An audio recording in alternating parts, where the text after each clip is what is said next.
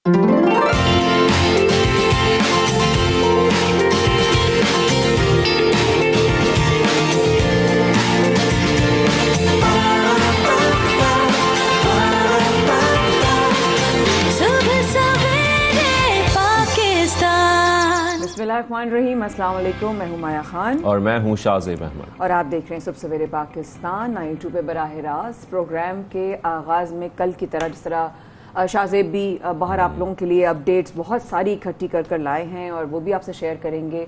लेकिन शाहज़ेब कल भी आगाज़ ऐसा हो रहा था कि अब समझ नहीं आ रहा था कैसे स्टार्ट करें प्रोग्राम का, किस दिल के साथ करें जो हमारा वीकेंड गुजरा।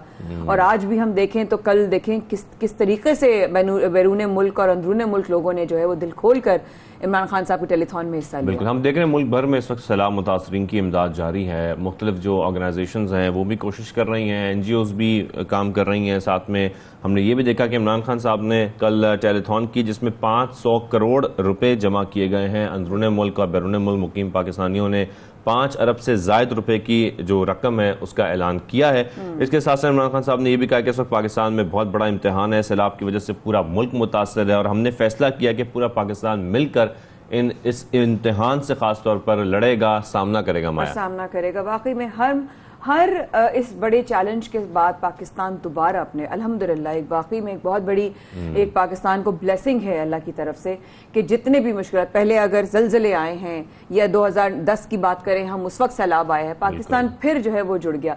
लेकिन इस बार शाहज़ेब कल कुछ फैक्ट्स एंड फिगर्स शेयर किए थे हमारे साथ, फ्रूट एंड वेजिटेबल्स जो उसकी डिपार्टमेंट के और उसकी कम्युनिटी के हमारे साथ जो रहनुमा मौजूद थे, उन्होंने बड़ी कुछ फैक्ट्स फिगर्स शेयर किए। अगर आप कहें तो मैं आपके साथ शेयर भी कर लेती हूँ। उन्होंने कहा देखें अभी तो बड़ा फेजेस हैं, अभी तो अक्टूबर तक पानी उतरेगा, ठीक है। अगर अक्टूबर तक पानी उतरेगा, जो कि अब मॉनसून अगर रुका तब, जब अक्टूबर तक पानी उतरना शुरू होगा तो उसके 90 दिन चाहिए आपको किसी भी क्रॉप को उगने में और काटने में। बिल्कुल। उसके बाद जो बीमारियां और चीजें और जो ताफुन और जिस तरीके से जानवर और तमाम चीजें एक साथ मिल गई हैं, अभी जमीन के अंदर क्या उगेगा आपको ये भी नहीं पता कि जो पहली फसल आएगी वो किस तरह की होगी। यानी कि ये 3-4 महीने पे बाद एटलीस्ट जाएगी। जनवरी के 2023 जनवरी फरवरी में आप उम्मीद रखें कि पहली क्रॉप आएगी, यानी कि आप 15-20 दिन बाद ना उम्मीद रखिएगा कि पाकिस्तान से आपको क्रॉप मिलेगी। अभी जो आ रही है वो ईरान से इधर उधर से जो ये बड़ी अलार्मिंग सिचुएशन है। ये इस बात का इशारा कर रही है कि आने वाले 4-5 माह बहुत मुश्किल हो सकते हैं पाकिस्तान के लिए, क्योंकि जिस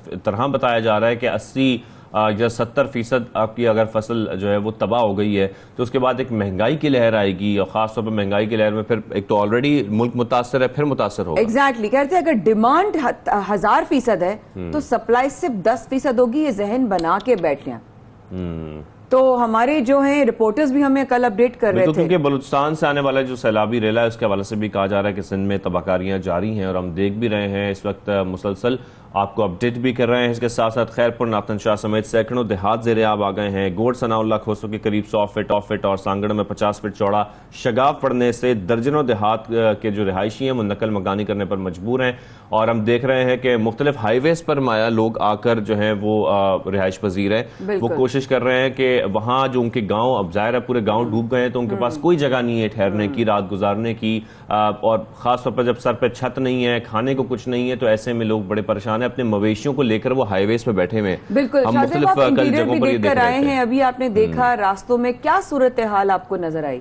बिल्कुल माया, ओवरऑल जब हम हाईवे देख रहे हैं खासतौर पर सिंध का, क्योंकि हम जिक्र भी कर रहे थे बार बार और हमारे नुमाइंदगान भी बता रहे थे कि जिस तरीके से मुख्तलिफ गांव बह गए हैं पूरे, तो अब लोगों के पास और कोई चॉइस नहीं थी, क्योंकि एक हाईवे ही है जो थोड़ा हाइटेड होता है, लोग वहां पर आ जाते हैं और फिर उन तक इमदाद भी पहुंचाई जाती है, उनके अंदर तक ट्रक्स भी नहीं जा सकते, राब्ता सड़कें बह गई हैं। तो इस वक्त सिर्फ हम ये भी देख रहे हैं कि पाकिस्तान एयरफोर्स जो है और पाकिस्तान आर्मी भी कोशिश कर रही है कि हेलीकॉप्टर्स के जरिए लोगों तक राशन पहुंचाया जाए, कुक्ड फूड पहुंचाया जाए, शेल्टर दिया जाए, क्योंकि ये एक आपके पास वाहिद ऑप्शन है जो लोग उन गाँव से या उन जगहों पर फंसे हुए जहां से वो हाईवेज की तरफ नहीं आ सकते, मेन रोड की तरफ नहीं आ सकते। बिल्कुल। अच्छा शाहज़ेब, हमारे नुमाइंदा 92 न्यूज के मुख्तलिफ जो मौजूद हैं, कल सिब्बी से भी मौजूद थे, कल सजावल से भी मौजूद थे, अभी इस वक्त दोनों हमारे साथ मौजूद हैं एक साथ, और हमारे साथ इसद कादिर लाशारी साहब और जनाब इसद शरीफ से अब हमें अपडेट करेंगे मोहम्मद आसिफ। दोनों से पूछते हैं इस वक्त उनके जो इस वक्त स्पॉट्स हैं जहां वो वहां पर मौजूद हैं, एरियाज में क्या उसकी अपडेट है। जी हमारे साथ कादिर लाशारी साहब मौजूद है, आपको आवाज आ रही है? कल से अब तक की सिचुएशन में क्या फर्क आया, क्या अपडेट है? जी कादिर साहब।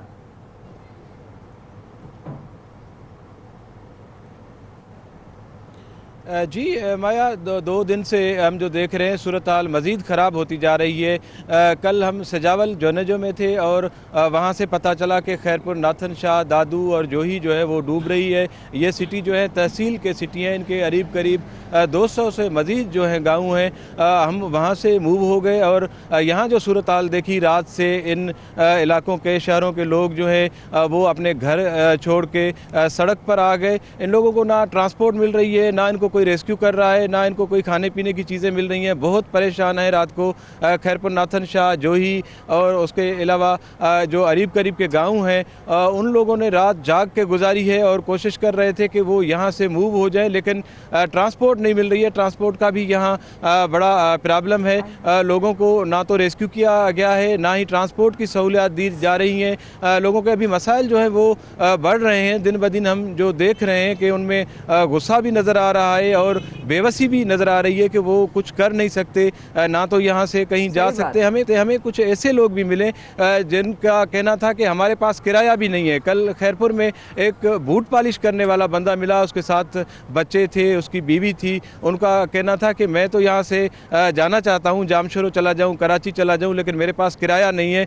500 जो किराया होता था खैरपुर से जामशोरो तक, अभी वो 2500 ले रहे हैं। जो पब्लिक ट्रांसपोर्ट है उसमें भी जगह नहीं है। जो हाईएस्ट गाड़ी 7,000 लेती थी यहाँ से, वो 30,000 मांग रहे हैं। तो ये सूरत हाल है लोगों की, जो दिन ब दिन जो इनके जो तकलीफ़ें हैं वो बढ़ती हुई जा रही हैं। अब हम दादू मोरो ब्रिज जो है, ये सिंधु दरिया के ऊपर ब्रिज बनाई गई है, वहाँ मौजूद हैं और अभी दरिया की बारी है, क्योंकि पहले हम जो रिपोर्ट कर रहे थे बलूचिस्तान से जो पानी आ रहा था, जो पहाड़ी 100 से वो 2,500 3,000 हो गए। तो वो लोग क्या दूसरे इलाके से आए, उनको नजर नहीं आ रहा इस वक्त क्या हालात हैं? क्या वो इन इलाकों से नहीं है? क्या वो वाकिफ नहीं है अपनी आंखों से देख करके क्या हालात हैं?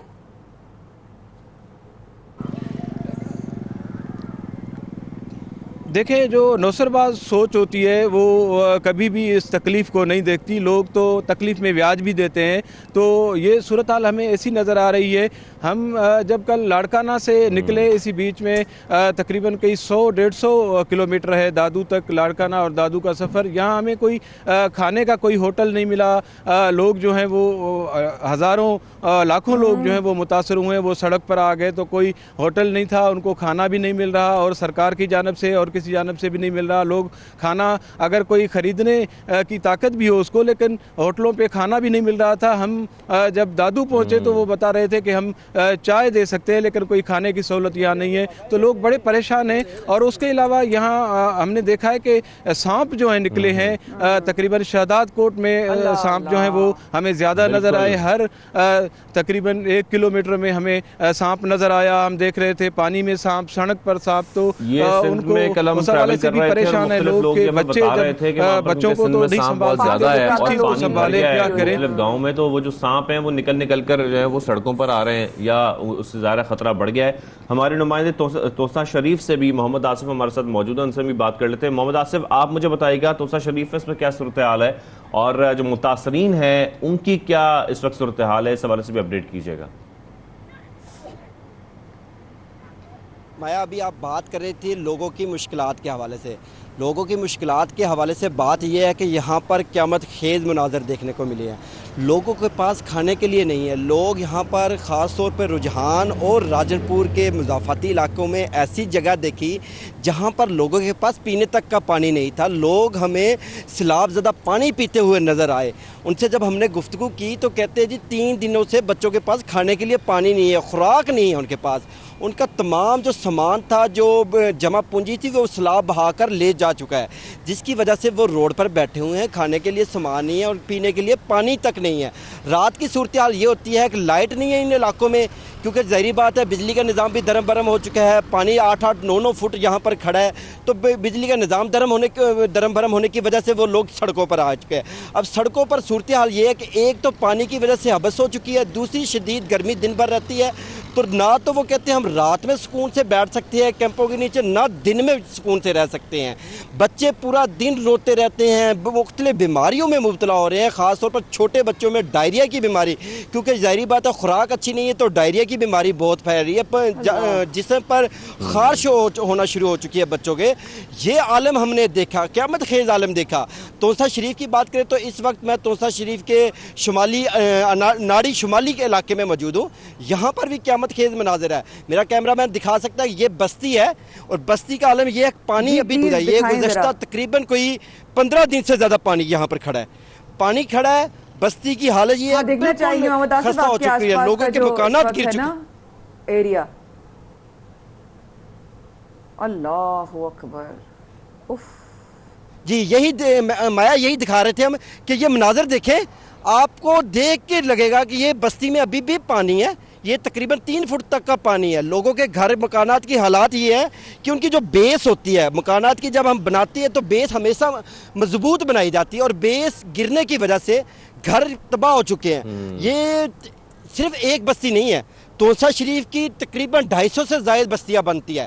इसी तरह राजनपुर में जाएं, राजनपुर में इसी तरह, रुझान में आगे, फाजलपुर में इसी तरह। अच्छा मोहम्मद आसिफ, मुझे थोड़ा सा ये बताइएगा कि वहां पर ये सारी सूरत हाल तो हम देख रहे हैं, यकीनी तौर पर ये बड़ी अफसोसनाक है और जो उस वक्त मुतासरीन है बड़े परेशान है, लेकिन ऐसे में वहां पर आपको किसी किस्म का कोई रिलीफ ऑपरेशन, कोई रेस्क्यू ऑपरेशन, ये सब कुछ नजर आ रहा है? क्योंकि ये बताया जा रहा है कि नकल मकानी वहां पर की जा रही है लोगों की जानिब से।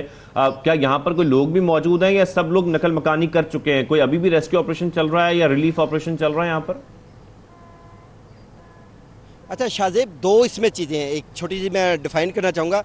ये तोसा जो रोड है मेन, जिसे इंडस हाईवे कहते हैं, इस हाईवे से एक तरफ तो रोद कोइयों का पानी आ रहा है, कोई सुलमान के पहाड़ों से, दूसरी तरफ इसके जो दरिया सिंध है उसका पानी चढ़ता जा रहा है। उसकी सतह जैसे ही बुलंद होती जा रही है तो दोनों सतह से दोनों साइड से लोग नकल मकानी करते हुए नज़र आ रहे हैं। रेस्क्यू की हमें देखा कि हर जगह पर रेस्क्यू ज़रूर नज़र आई, लेकिन जो डिस्ट्रिक्ट गवर्नमेंट है, जो यहाँ पर ज़िले जो तहसील गवर्नमेंट है, वो कहीं पर नज़र नहीं आई हमें। ना कहीं पे एसी नज़र आए, ना कहीं पे डीसीज नज़र आए, कहीं पे गवर्नमेंट की जानिब से कोई से किस्म के इंतजामात नहीं नज़र आए। NGOs मुखैर हजरात की जानिब से इमदाद ज़रूर की जा रही है, 92 न्यूज़ फाउंडेशन भी जैसे राशन पहुँचा रहा है, लेकिन ये राशन, इतने लोग बेरोज़गार है यहाँ पर, तकरीबन कोई लाखों लोग बनते हैं, सैकड़ों की बस्तियाँ ये बेरोज़गार है, लोग सड़कों पर बैठे हुए हैं। अब आलम यह है, उनके पास खाने पकाने का सामान नहीं है, एक तो ये चीज़ होगी। दूसरा, वो पकाएं कैसे पकाएं, बर्तन नहीं है उनके पास यहाँ पर लकड़ियां नहीं है, लकड़ियां इसलिए बार-बार कहा जा रहा है कि कुक फूड वहां तक पहुंचे या वहां पर खाना ले जाकर पकाकर उनको दिया जाए। दूसरी बात ये कि हम नोट कर रहे थे जब हम अभी हाईवे पर ट्रैवल कर रहे थे कि वहां पर जो इमदाद माया पहुंच रही है वो हाईवे तक ही पहुंच रही है, क्योंकि जो आगे गाँव में लोग बसते हैं वहां तक कोई रास्ता ही नहीं जाने का। तो वहाँ हाईवे पे तो लोगों को मिल रहा है सारा राशन, ये सब कुछ मिल रहा है, ज़ाहिर है उनको मिल भी सकता है क्योंकि तमाम टीम्स वहां तक पहुंच सकती हैं, लेकिन उससे आगे कैसे जाएंगे? पहुंच सकते हैं वो, क्योंकि लोग तो अभी तक फंसे हुए हैं, स्टक हैं। बहुत शुक्रिया कादिल अशाई साहब, मोहम्मद आसिफ साहब हमारे साथ आप थे, आपने हमें अपडेट किया। नुमाइंदा 92 न्यूज़, अपना बहुत ख्याल रखिएगा, बीमारियों से बचिएगा, तमाम इस तरह की चीज़ों से बचिएगा, खुदा के वास्ते अपना बहुत ख्याल रखिएगा। आप लोग हमें अपडेट कर रहे हैं और इस वक्त हम लोग कल भी, क्योंकि शाहजेब हमारा बलूचिस्तान या कोयटा से ज़मीनी राब्ता होना एक बहुत बड़ा चैलेंज बना हुआ है इस वक्त, तो हमारे साथ इस वक्त मौजूद पाकिस्तान का बहुत बड़ा बिल्कुल आप देख रहे हैं कि फंकार बरादरी इस वक्त बड़ी कोशिश कर रही है, अपील भी कर रही है और ये अपनी हम देख रहे हैं कि वो कोशिश पूरी कर रहे हैं, मुख्तलिफ लोगों को साथ मिला रहे हैं कि सैलाब मुतासिरीन की मदद की जा सके। सीनियर अहलकार हैं अयूब खोसो साहब और वो भी ये कोशिश कर रहे हैं, उन्होंने बलूचिस्तान में अपने घर में सैलाब मुतासिरीन को जगह भी दी है और सबसे अपील भी कर रहे हैं कि जहां जहां आप लोगों के घर हैं या आप लोग जिस तरीके से भी मदद कर सकते हैं, और हम खास तौर पर ये बात करते हैं कि मदद करने के लिए जरूरी नहीं कि आपके पास पूरा घर हो या आप लाखों रुपए दें, आप जितनी भी मदद कर सकते हैं। हमने माजी में देखा है सैलाब में किस तरीके से पाकिस्तान मुत्तहिद होकर एक दूसरे की मदद कर रहा था। इस वक्त भी सिंध को, बलूचिस्तान को, सदर्न पंजाब को आप सब लोगों की जरूरत है, तो आप सब लोग आगे बढ़ चढ़कर हिम्मत करें और कोशिश करें तमाम लोगों की मदद करने की। बलूचिस्तान में क्या हालात हैं ये जानने के लिए हमने राब्ता किया मारूफ अदाकार अयूब खोसो साहब से, उनसे हम बात करेंगे। अयूब साहब, आपके इलाके में क्या सूरत हाल है, कैसे हैं आप, खैरियत से हैं, ठीक ठाक हैं? आप ठीक हैं? जी, सबसे पहले तो आपका बहुत बहुत शुक्रिया। जो मेरा इलाका है वो नसीराबाद डिवीज़न में जो हमारा डिस्ट्रिक्ट है सोबतपुर, वहाँ से मेरा ताल्लुक़ है, और फिर डिस्ट्रिक्ट जैकाबाद में जो हमारी तहसील है जैकाबाद की, और ठुल की तहसील है, वहाँ से मेरा ताल्लुक़ है। क्योंकि हमारी जो आबा अजदाद का पेशा है ज़मींदारी का, वो सिंध में भी है और बलूचिस्तान भी है, तो मैं बैक वक्त दोनों इलाकों का रिहायशी हूँ। और हमारा पेशा ज़ाहिर है ज़मींदारी है, और सिर्फ मैं उस पर काश्त नहीं करता, हमारे साथ बहुत सी फैमिलीज़ होती हैं जो कि उसके ऊपर काश्त करती हैं, वो भी अपना रोज़ी कमाती हैं और मैं भी अपना रोज़ी उसी से कमाता हूँ। हमारे पास जब ये कोहे सुलेमान का पानी आया या फिर बाकी जो दरिया का पानी आया हमारे कैनाल सिस्टम में, तो वो हर तरफ से उसमें हमारे कैनाल सिस्टम में इतनी सकत नहीं थी कि वो सारे पानी को कैरी कर सके। दूसरा जो हमारा जो ड्रेनेज सिस्टम है वो बलूचिस्तान में तो उसका कुछ ना कुछ उसका कोई जाल है बिछा हुआ, लेकिन सिंध में बिल्कुल भी नहीं है, हमारे एरिया में बिल्कुल भी नहीं है। और फिर यहाँ पे ये हुआ कि हमारे जो कुछ लोगों ने अपनी अथॉरिटी के बग़ैर या अपनी अथॉरिटी को वैसे इस्तेमाल करते हुए उन्हें कैनाल्स में भी ब्रीचेस डाले। कुछ कैनाल को पानी ने ब्रीचेस डाले, कुछ कैनाल को उन्होंने ब्रीचेस डाले। इसी तरह से जो सड़कें हमारे यहाँ बिछी हुई थी, सड़कों ने भी काफ़ी पानी को रोका।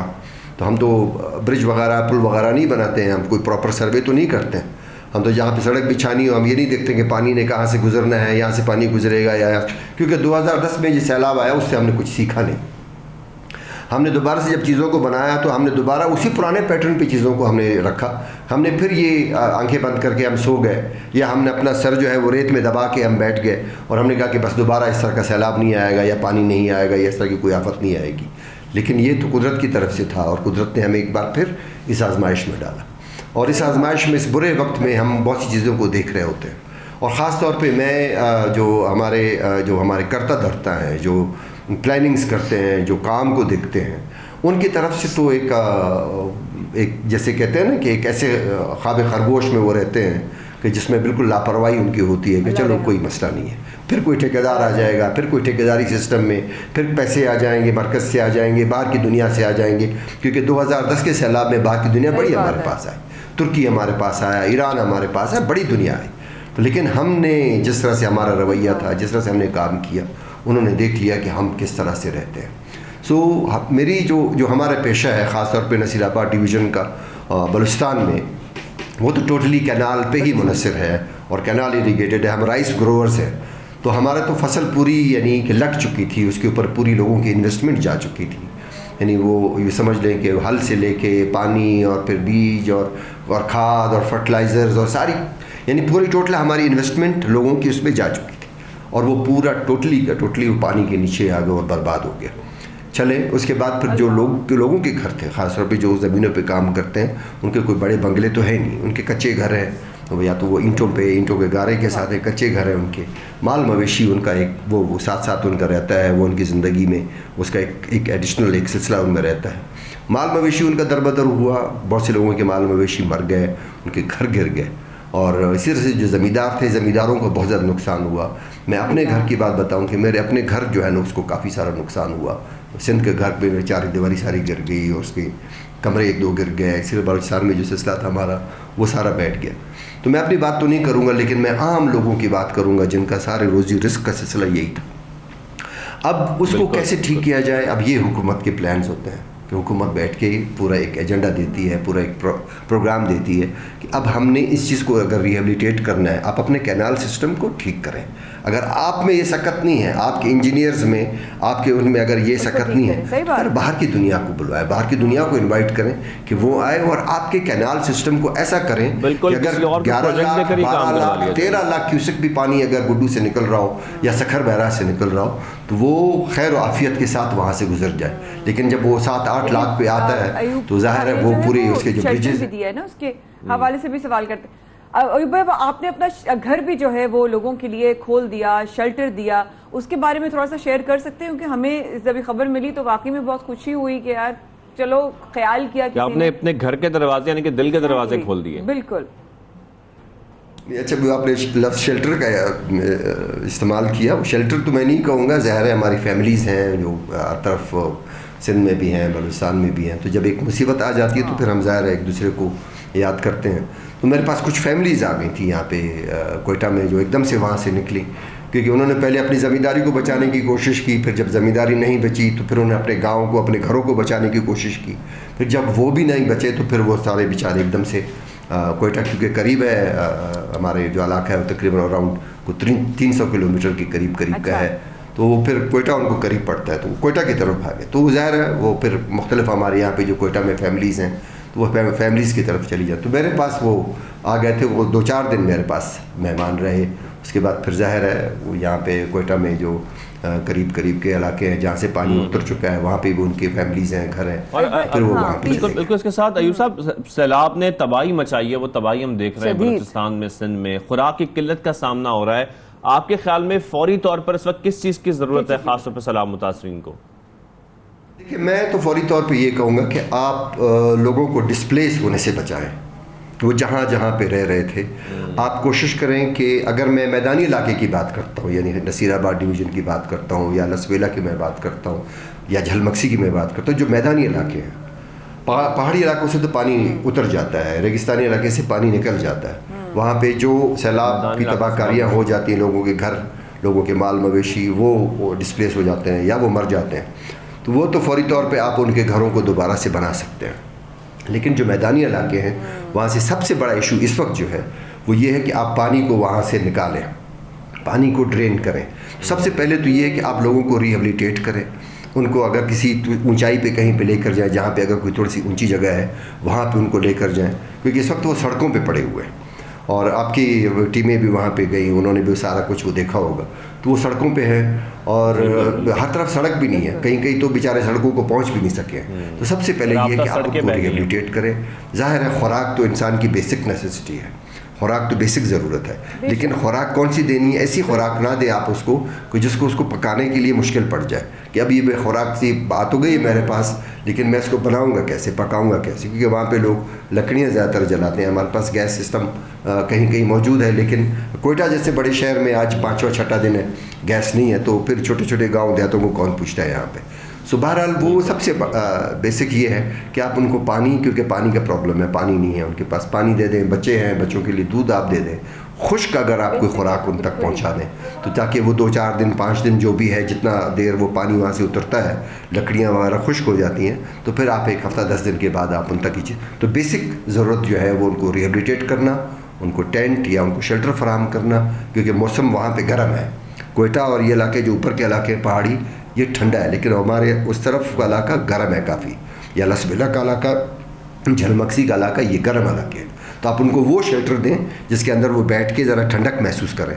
आप प्लास्टिक की शीट्स वाले टेंट उनको ना दें जो कि ओवन की तरह वहाँ पे रहती हैं और उसके अंदर कोई बैठ नहीं सकता है। तो ज़रा इस चीज़ का ख्याल रखें कि अगर आप जिस इलाके में जो चीज़ भेज रहे हैं वो उस इलाके के एटमॉस्फेयर के मुताबिक, जिस तरीके से रेस्क्यू ऑपरेशन आपने जिस तरह से पॉइंट आउट किया ना अयूब भाई, ये बड़े जरूरी और बड़ी बारीक डिटेल्स हैं।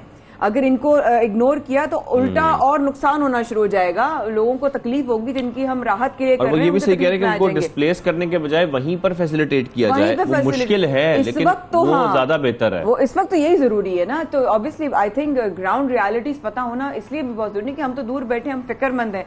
तो जो रेस्क्यू ऑपरेशन हो रहे हैं भाई, उससे आप कितने मुतमईन हैं? जिस तरीके से रेस्क्यू एहलकार काम कर रहे हैं, ये ऑपरेशन हो रहे हैं, उसके बारे में आप क्या कहेंगे?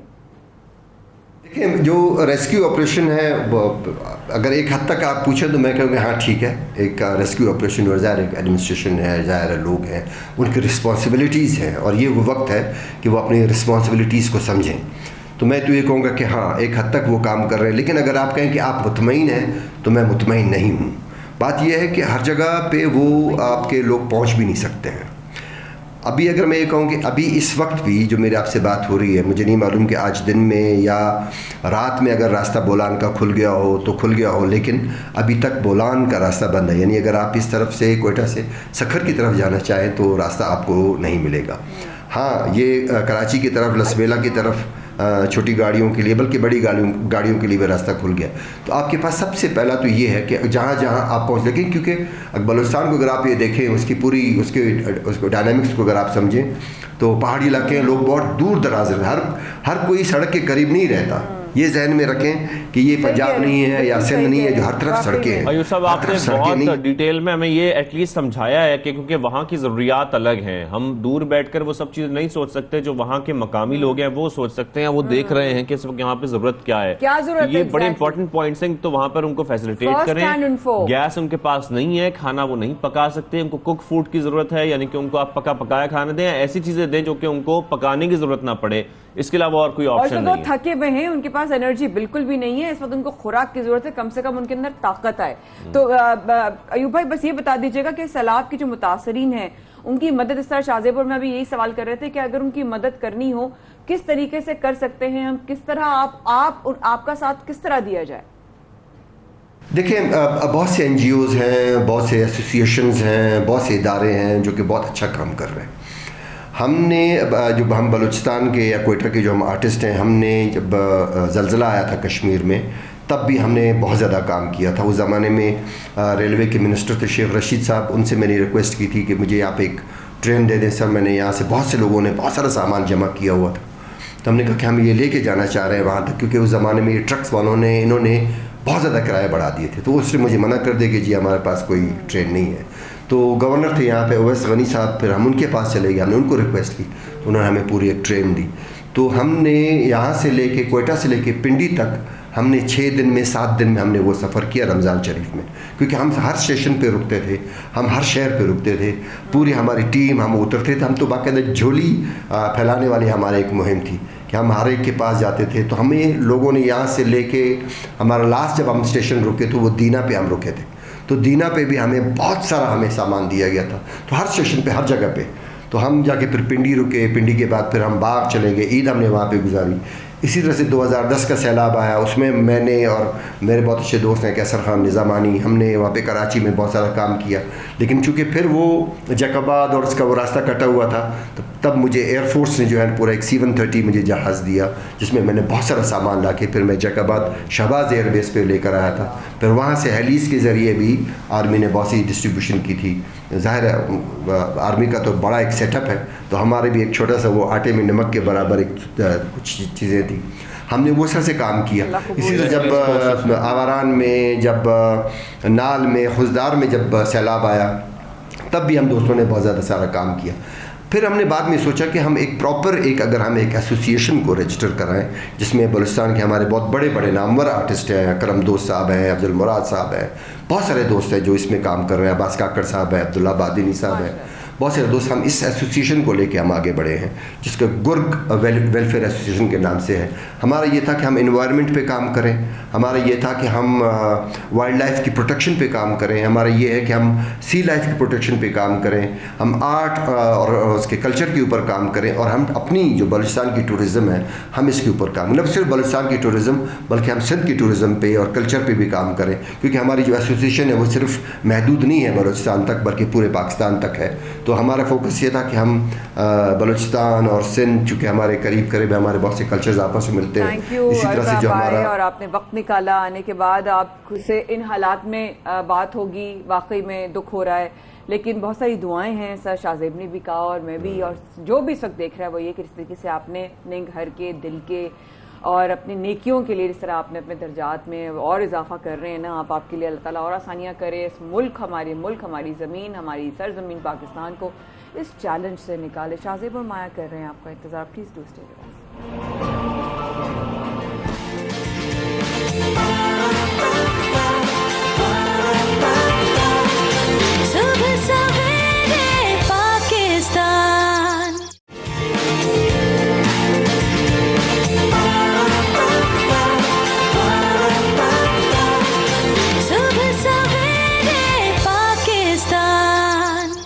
सबसे पाकिस्तान में शाहजेब और माया के साथ रहने का बेहद शुक्रिया। अब बहुत सारे पहलू हैं जिसका आपको बताना, जो आपके सामने हक़ाइक़ लाना हमारा फ़र्ज़ है। शाहजेब, अगर ये बात कही जाए कि पहले मैं ना while you were doing outdoor yesterday, मैं ये सोची थी मैं कल शाहजेब से मैं एक सवाल करूंगी। हम रोज बात करते थे, याद है, महंगाई की, पेट्रोल प्राइसेस की, बिजली के। अब मैं कही थी शाहजेब से, कहूंगी शाहजेब अब तो कुछ अरसे बाद, अभी तो हमें रिकवरी का जो फेज है, हम उससे कैसे निकलेंगे? टूरिज्म एक इतना बड़ा, हमारा केपीके का टूरिज्म हमने कितना कवर किया है अपने शो में। मतलब हमारा एग्रीकल्चर बहुत मुतासर हुआ, Yes. हमारा टूरिज्म मुतासर हो रहा है। Yes. और ऑलरेडी क्योंकि हमारे यहाँ बेरोजगारी और महंगाई के मसाइल हैं, उसमें भी किस हद तक इजाफा होगा इसका हम सिर्फ अंदाजा लगा सकते हैं। बिल्कुल। हालिया सैलाबी रैलों ने सयाहती मकामात को शदीद मुतासर किया है। स्वात के होटल रैलों की जद में आए और हमने उसकी वीडियोस देखी। आप सब ने यकीनी तौर पर देखी होंगी किस तरीके से पूरे पूरे होटल्स बह गए हैं। अब साथ में कई सयाहती ऐसी मकामात हैं जहां पर जो रास्ते हैं वो खड़ गए हैं या टूट गए हैं। बाकायदा पूरी रोड्स, हमारे कुछ दोस्त हैं जो कि स्वात में रहते हैं, उन्होंने कल मुझे फुटेजेस भेजी, वीडियोस भेजी। फरमान भाई उनका नाम है। उसमें मैं देख रहा था कि बाकायदा पूरी पूरी रोड्स बह चुकी हैं, टूट गई हैं और रास्ता नहीं बचा है लोगों के ट्रैवल करने का, आने जाने का। तो ऐसे में लोग कितने परेशान है इसका हम अंदाजा लगा सकते हैं। ये जो फेज है ना, इस फेज से निकलने में हमें कितना वक्त लगेगा? जिस तरह कल मैंने फ्रूट एंड वेजिटेबल के जो रहनुमा थे उनसे जब बात की, उनके एसोसिएशन थे कि हमारे कितने फेजेस होंगे कि हम एग्रीकल्चर की तरफ वापस एक अपने जरा पैरों पे दोबारा खड़े होने की मजबूती समझ सकते हैं। अब टूरिज्म का जो इतना बड़ा नुकसान हुआ, इस तरह बता रहे हैं, बिल्डिंग जिस तरीके से पूरी चीजें बह गई लोगों की, उनकी आंखों के सामने उनके स्पॉट्स गिर गए। लोग कुमराट के एरिया में जो अल्लाह का शुक्र है रेस्क्यूज हो गए, वो कितने लोग कहां फंसे हुए। अब इस फेज से हमें निकलने में शायद कितना टाइम लग जाएगा? बिल्कुल कितना टाइम लग जाएगा। खैबर पख्तूनख्वा के बहुत सारे ऐसे इलाके हैं जो कि सैलाब की जद में आए हैं और मुतासर हुए हैं। इस पूरे, अब जब हम सिनेरियो को देख रहे हैं तो उसमें हम बहुत सारी चीजें सोच रहे हैं। अभी तो खैर रिलीफ और फ्लड में हम देख रहे हैं जिस तरह लोग मुतासर हुए हैं, उनको रेस्क्यू करना बहुत जरूरी है, उन तक खाना पहुंचाना, शेल्टर देना, सब कुछ बहुत इंपॉर्टेंट है। लेकिन सयाहती मकामात जो मुतासर हुए हैं, क्योंकि उससे पाकिस्तान का रेवेन्यू जनरेट होता है, पाकिस्तान को फायदा पहुंचता है, वो कब तक बहाल होगा इस पर भी हम बात करना चाह रहे हैं। और हमने राब्ता किया DG culture and tourism authority Khyber Pakhtunkhwa Abid Khan वजीर साहब से, उनसे हम ये समझने की कोशिश करेंगे। आबिद साहब को खुशामदीद कहेंगे सबसे पहले पाकिस्तान में। बहुत शुक्रिया सर। सर, हालिया बारिशें और सैलाब की जो सूरत हमने देखी है खासतौर पर खैबर पख्तूनख्वा में, तो जो खासतौर पर सयाहती मकामात हैं वो काफी मुतासर हुए हैं इससे। इनमें कौन कौन से मकामात शामिल हैं जो मुकम्मल तबाह हो गए हैं या मुतासर हुए हैं? जी, बहुत बहुत शुक्रिया 92 न्यूज़ का। आपके चैनल के तवसत से मैं आवाम के साथ खैबर पख्तूनख्वा में स्पेशली जो सियाहती मकामात है वहाँ पे जो सैलाब की तबाहकारियाँ हैं उस हवाले से थोड़ी डिटेल्स शेयर करता हूँ। हमारे जो सियाहती मकामात हैं स्पेशली जो हमारे नॉर्दर्न एरियाज़ हैं वहाँ पे काफ़ी तबाही मची है। अपर दीर, स्वात और चतराल के जो अजला हैं वो काफ़ी मुतासर हुए हैं। अपर चतराल में ब्रोगल वैली, शंदूर, मस्तूज, और आप लोअर चतराल में आएँ तो जो कैलाश वैली है वो उससे काफ़ी मुतासर हुई है। दीर में कुमराट वाली साइड जो कि काफ़ी मशहूर है टूरिज़म के हवाले से, वहाँ पे नुकसान काफ़ी ज़्यादा हुए हैं। और स्वात के एरियाज़ जो हैं, स्वात में स्पेशली जो आप मदियन से आगे का बहरीन से फिर आगे जाके कलाम, ये पूरी स्ट्रेच है जहाँ पे शदीद किस्म के नुकसान हुए हैं। और गवर्नमेंट उसमें लगी है, काफ़ी रिलीफ की एक्टिविटीज़ अभी चल रही हैं। पाक फ़ौज, प्रोविंशियल गवर्नमेंट और जितने भी हमारे ज़िली इदारे हैं वो अभी मसरूफ़ हैं रिलीफ की एक्टिविटीज़ में। बताइएगा कि जिस तरह सैलाब के दौरान सयाही मकामात जिस तरह हम बात कर रहे हैं, टूरिस्ट स्पॉट्स में किस तरीके से वहाँ पर रेस्क्यू ऑपरेशन ने काम किया, और साथ साथ क्या टूरिज्म पुलिस के जवान भी इस रेस्क्यू ऑपरेशंस में जो है वो मौजूद थे, शामिल थे? जी, ये बाकी एरियाज़ और टूरिज़म के जो एरियाज़ हैं उसमें काफ़ी फ़र्क होता है, क्योंकि जो टूरिस्ट एरियाज़ हैं वहाँ पे ज़्यादातर बाहर के लोग होते हैं। फिर जब इस तरह की कोई आफत आती है तो उनको फिर पता नहीं चल रहा होता कि हम कहाँ जाएं, कैसे रेस्क्यू और रिलीफ के लिए कैसे लोगों को हम कांटेक्ट करें, किससे बात करें। तो उस हवाले से फिर हमने बड़ी स्पेशल इसमें कोऑर्डिनेशन की है। ज़िला इंतज़ामिया, प्रोविंशियल गवर्नमेंट और वहाँ पे जो हमारे पाक आर्मी के फॉर्मेशंस हैं, तो उन बड़ी कोऑर्डिनेटेड एफर्ट्स की हैं। पख्तूनख्वा में हेडक्वार्टर लेवल पे यहाँ पे चीफ मिनिस्टर सेक्रेटेरिएट में सेल कायम है, इसी तरह PDMA का सेल है जो कि ओवरऑल कोऑर्डिनेशन कर रहे हैं। और ज़िले लेवल पे फिर deputy commissioner is the overall coordinating body, जहाँ पे फिर हमारे जितने भी इदारे हैं रिलीफ और रिहेबिलिटेशन के वो उनके साथ कोऑर्डिनेशन में होते हैं। टूरिज़म पुलिस एडिशन है जो कि अभी नई बनी है, लेकिन इस दफ़ा उन्होंने काफ़ी ज़्यादा लोगों को सपोर्ट किया वहाँ पे, और रिलीफ की एक्टिविटीज़ में, रिहेबिलिटेशन की एक्टिविटीज़ में।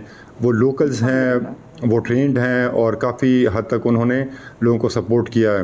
इस दफ़ा हमने उनकी को बाकायदा डायरेक्शंस जारी की थी रिटन में, और उनको हमने उनकी छुट्टियां ख़त्म की हैं कि जब तक ये सैलाब की एक्टिविटीज़ ख़त्म नहीं होती तब तक उनकी छुट्टियां भी बंद हैं, और वो इंशाल्लाह इसी तरह लोगों की खिदमत मैं करते आबिद रहेंगे। साहब इसी तरफ आ रहा था कि टूरिज्म पुलिस की जब आप बात कर रहे हैं तो क्या वो अपने मतलब खुद से चाह रहे थे कि वो हेल्प करें लोगों की, या फिर आप लोगों ने बाकायदा तौर पर उनको हिदायत जारी की थी कि आप लोगों ने मदद करनी है और जिस तरह भी फैसिलिटेट करना है वो करना है वहां तमाम लोगों को?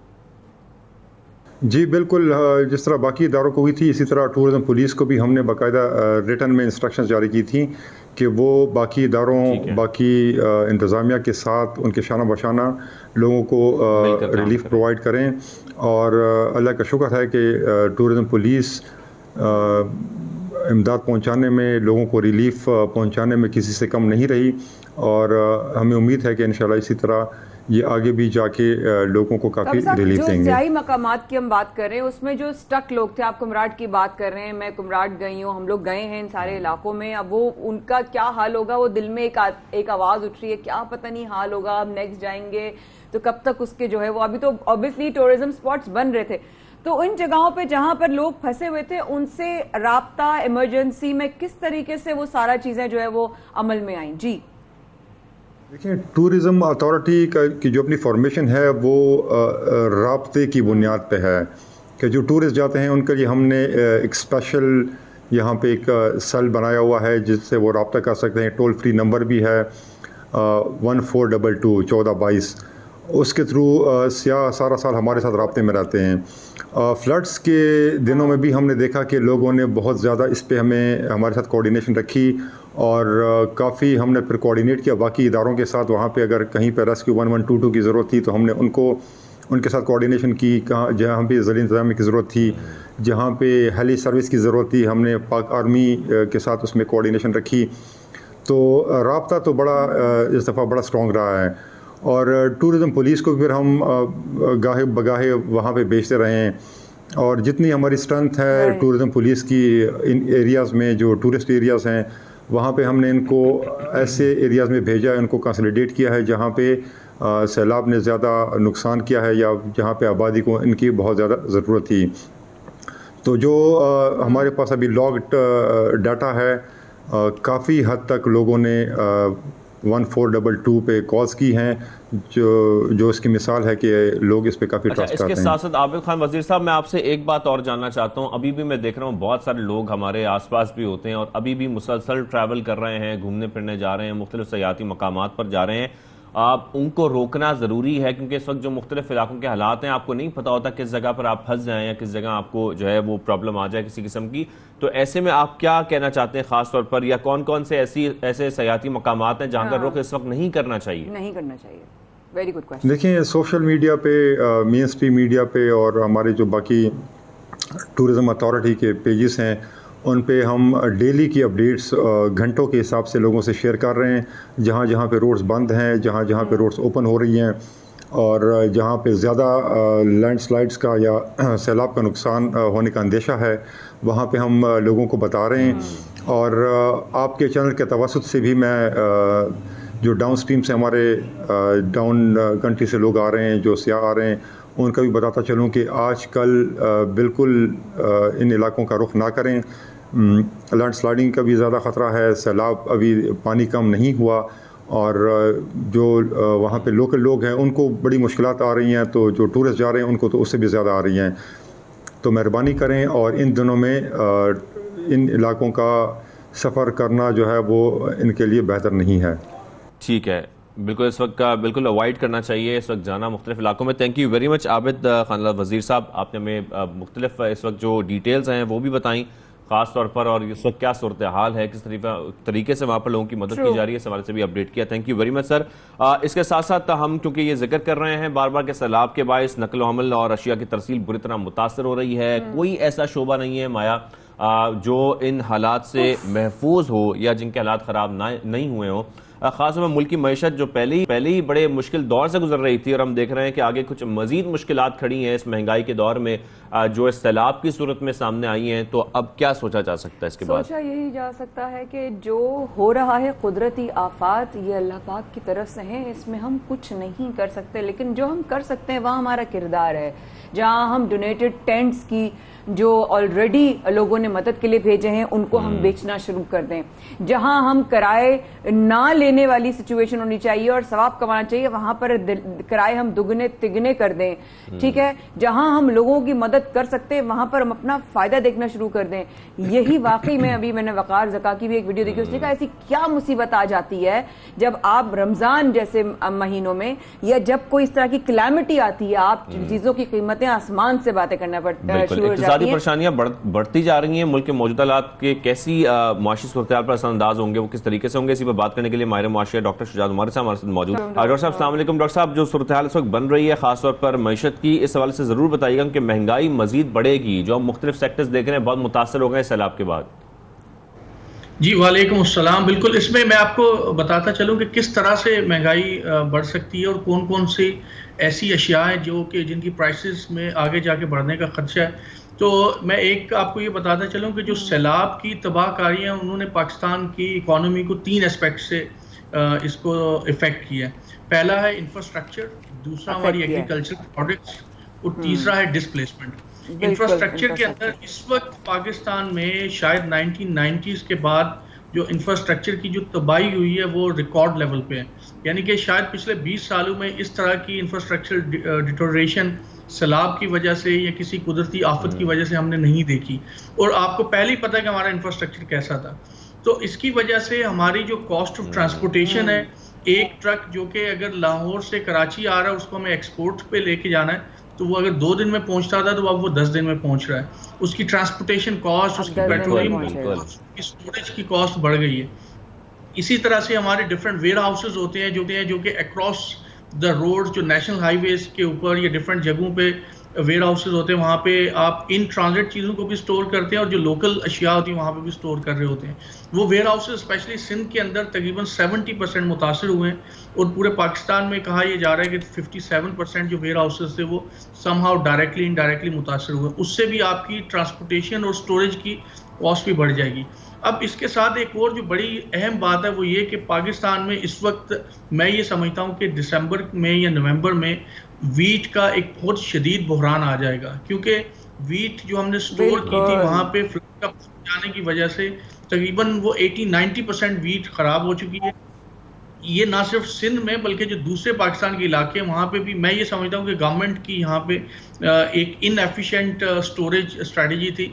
उन्होंने वीट को खुले आसमानों तले गंदम को स्टोर किया हुआ था, जिसकी वजह से जो सैलाब का पानी आया, जो बारिशों का पानी आया, उसने वीट को इस हद तक मुतासिर किया कि 70-80% स्टोर्ड जो गंदम है वो अब खाने के काबिल नहीं रही है। तो अब ये देख लीजिए, कल मेरी बात हो रही थी उनसे वेजिटेबल एंड फ्रूट एसोसिएशन के सरबराह से, वो यही बात कर रहे थे। उन्होंने कहा था कि आप अभी जनवरी फरवरी 2023 तक एक्सपेक्ट करें कि जी पहली फसल आएगी, वो भी खाने वाली होगी, इस्तेमाल करने वाली होगी, यानी उसकी गारंटी नहीं है, बशर्ते कि अक्टूबर से पानी नीचे उतरना शुरू हो।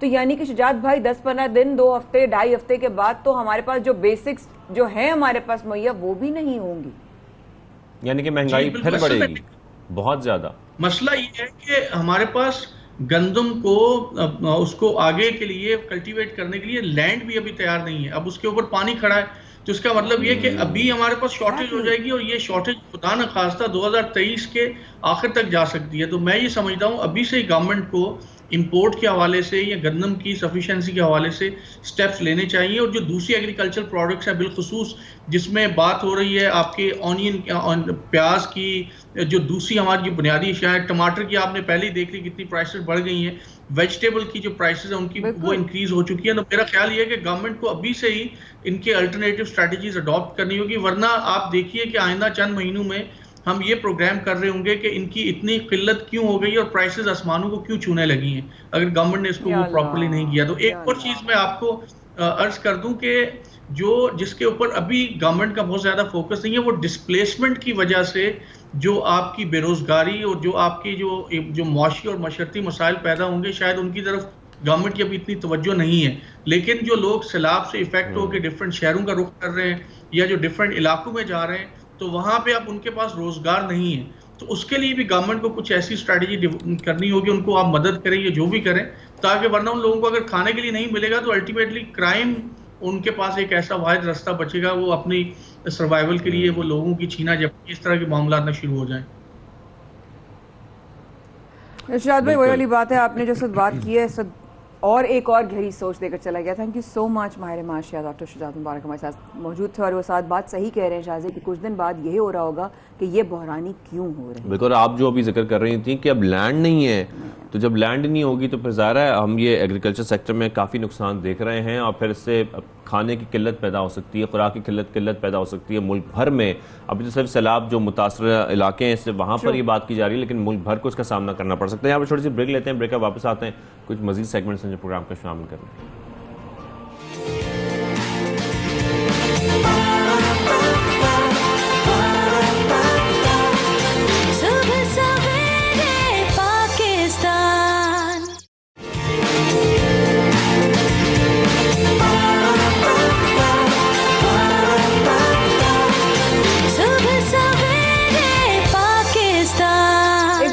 हमारे का बहुत शुक्रिया। शाहज़ेब उमाया करे थे आपका इंतजार। शाहज़ेब, कल प्रोग्राम करते करते एक्चुअली मुझे ओवर द वीकेंड भी ये आइडिया आया था, लेकिन मैं श्योर नहीं थी। फिर डॉक्टर सहर चावला थी हमारे साथ लाहौर से, उनसे बात की, उन्होंने बताया। भाई मैंने उनसे सवाल किया कि डॉक्टर साहब ये बताइए कि जो टमाटर है, प्याज है या सब्जी है, जो ग्रीन्स हैं हमारे, जिनसे हमें फाइबर मिलता है या हमें जो हेल्थ के हमारे सोर्सेज हैं, वो ऑल्टरनेटिव क्या है? उन्होंने कहा सब्जी का कोई ऑल्टरनेटिव है ही नहीं। मैं आपको कितना भी बता दूं, थोड़ा बहुत हो सकता है, लेकिन जिनको सब्जी खानी है वो खानी है, जिनके परहेज चलता है, जिनकी सब्जी उनकी डाइट का हिस्सा है, उनके लिए तो कुछ हो ही नहीं सकता। फिर मेरे दिमाग में एक आइडिया आया, क्यों ना हम दोबारा से, काफी लोग करते हैं, उन्होंने अप्रिशिएट भी किया कि होम गार्डनिंग, किचन गार्डनिंग करते हैं, लेकिन जो नहीं भी करते और कर सकते हैं उनको भी तो सोचना चाहिए। और जब से सैलाब की सूरत हाल बनी है माया, उसके बाद तो ज्यादा चांसेस बढ़ जाने चाहिए। लोगों को ये कोशिश करनी चाहिए कि अपने घरों पे फसल काश्त करें, जितनी भी कर सकते हैं। फसल काश्त का मतलब ये नहीं कि आपके पास कई एकड़ जमीन हो तो आप करेंगे, आपके पास जितनी जगह अवेलेबल है, चाहे आपके पास गमले अवेलेबल हैं, आप ये गार्डनिंग को किचन गार्डनिंग कहते हैं, आप ये कर सकते हैं। लेकिन कौन सी ऐसी सब्जियां हैं जो घर पर उगाई जा सकती हैं, ये आज हम आपको बताएंगे, यानी कि हमारे एक्सपर्ट आपको बताएंगे, क्योंकि काश्त का दौरानिया भी आपको देखना चाहिए कि कितना हो सकता है, कौन सी ऐसी सब्जियां जो घर पर उगाई जा सकती हैं। तो हमारे साथ ये मामला समझने के लिए है kitchen gardening expert Nasreen Shekhani साहिबा। अस्सलाम वालेकुम नसरीन जी, बहुत शुक्रिया प्रोग्राम में आने के लिए, आपने वक्त निकाला। आपके किचन गार्डन की जो है वो कुछ हम फुटेज भी देख रहे हैं, देखकर तसल्ली भी हो रही है कि अल्हम्दुलिल्लाह ये जो आपने किया हुआ है, ये पॉसिबिलिटी है, आपको तजुर्बा है, तो अब आप गाइड हमें कर सकती हैं कि हम किचन गार्डन किस तरह कर सकते हैं। घर में जगह कम हो, वो कौन कौन सी चीजें हैं जो हम घर में जो है वो ग्रो कर सकते हैं। जी नसरीन जी। वालेकुम अस्सलाम और बहुत शुक्रिया आपका मुझे यहाँ बुलाने का। हम घर में तकरीबन सारी सब्जियाँ गमलों में लगा सकते हैं, ज़रूरी नहीं है हमारे पास ज़मीन हो। मैंने चारों तरफ यहाँ गमलों में हर सब्ज़ी लगा के रखी है। इसमें आप टमाटर, हरी मिर्चें, लीमू, प्याज, आलू, बैंगन, गोभी, जो भी चाहें आप अपने गमलों में लगा सकते हैं। अगर आपके पास थोड़ी जगह है, आपके पास सिर्फ बैल्कनी है और आपके पास धूप आ रही है, तो फिर आपको कोई चीज़ रोक नहीं सकती सब्जियां लगाने के लिए। आप गमलों में पालक भी बहुत आसानी से लग जाती है, पालक तो बहुत जल्दी हो जाती है। आप अपने देखें कि आपके घर में कितने लोग हैं, उस हिसाब से आपको एक सब्ज़ी इस किस्म की लगाएं कि आपके घर के लोगों को वो चीज़ बाहर से ख़रीदनी ना पड़े। आप जैसे पालक के गमले लगाते हैं, 3-4 लगा लें, आपकी एक टाइम की सब्ज़ी 2 टाइम की सब्ज़ी हो जाएगी। टमाटर के गमले लगाते हैं तो 2 या 3-4 टमाटर के पौधे लगाएं कि आप एक टाइम में आपको बाहर से लेने ना पड़े वो चीज़। धनिया भी लगा सकते हैं, हरी मिर्ची भी लगा सकते हैं। टमाटर हो गए, हरी मिर्च हो गई, धनिया पुदीना हो गए। ये कितने दिन में, फर्ज करें अगर आज मैं प्लांट करती हूँ, मैंने किए हुए, मैं टमाटर तो किया था, हरा धनिया पुदीना तो नॉर्मली लोग कर ही लेते हैं, लेकिन इनको वैसे भी उगने में कितना टाइम लगता है, ये जरा भी बताइएगा। देखिए, अगर आप धनिया लगाते हैं तो कम से कम आपको 20 से 25 दिन तो लगेंगे, क्योंकि वो जब छोटा सा उगेगा, बीज से लगेगा, वो बड़ा होगा, उसके बाद आप इसको हार्वेस्ट कर सकते हैं। वो 2-4 दिन में नहीं हो सकता है। टमाटर को भी कम से कम 40 से 50 दिन लगते हैं आपको लगाने के बाद आपको टमाटर मिलेंगे। पालक ऐसी सब्जी है जो आप लगाएंगे जो मेरे ख्याल से 2-3 हफ्ते में आपको मिलेगी, लेकिन उसको भी 2-3 हफ्ते लगेंगे। कोई ऐसी सब्जी नहीं है कि आप लगाएं और आप बोलें 4 दिन में मुझे मिल जाए, तो वो नहीं मिल सकती है। आपको उनका ख्याल करना लाजिम है, जिस तरह हम छोटे बच्चों का ख्याल करते हैं। इसको ख्याल करेंगे आप तो वो फिर आपको 3-4 महीने 5 महीने तक फल देता रहेगा। अच्छा नसीम साहिबा, अक्सर लोग ये शिकायत करते नजर आते हैं कि घरों पर कोई चीज उगाई जाती है तो कीड़े लग जाते हैं और वो खराब हो जाते हैं पौधे, ये बड़ा प्रॉब्लम है। फिर कुछ ऐसे लोग जो कि फ्लैट्स में रहते हैं, अपार्टमेंट्स में रहते हैं, खासतौर पर जब हम कराची की बात करते हैं तो उन लोगों के लिए बड़ी परेशानी होती है। उनके घरों में जगह इतनी नहीं होती क्योंकि वो ज़ाहिर है इंडोर प्लांटेशन तो कर नहीं सकते, तो उनको बैल्कनीज में ऐसी जगहों पे एडजस्ट करना पड़ता है। बिल्कुल, तो ऐसे लोगों के लिए आपकी क्या इंस्ट्रक्शंस हैं या आज आप क्या कहना चाहती हैं कि वो क्या कर सकते हैं, उनके पास क्या ऑप्शंस हैं? इनके पास ये ऑप्शन है, अगर इनकी बालकनी में धूप आती है, देखिए कीड़े तो थोड़े बहुत हवा में हैं, वो पौधों पे लगते हैं।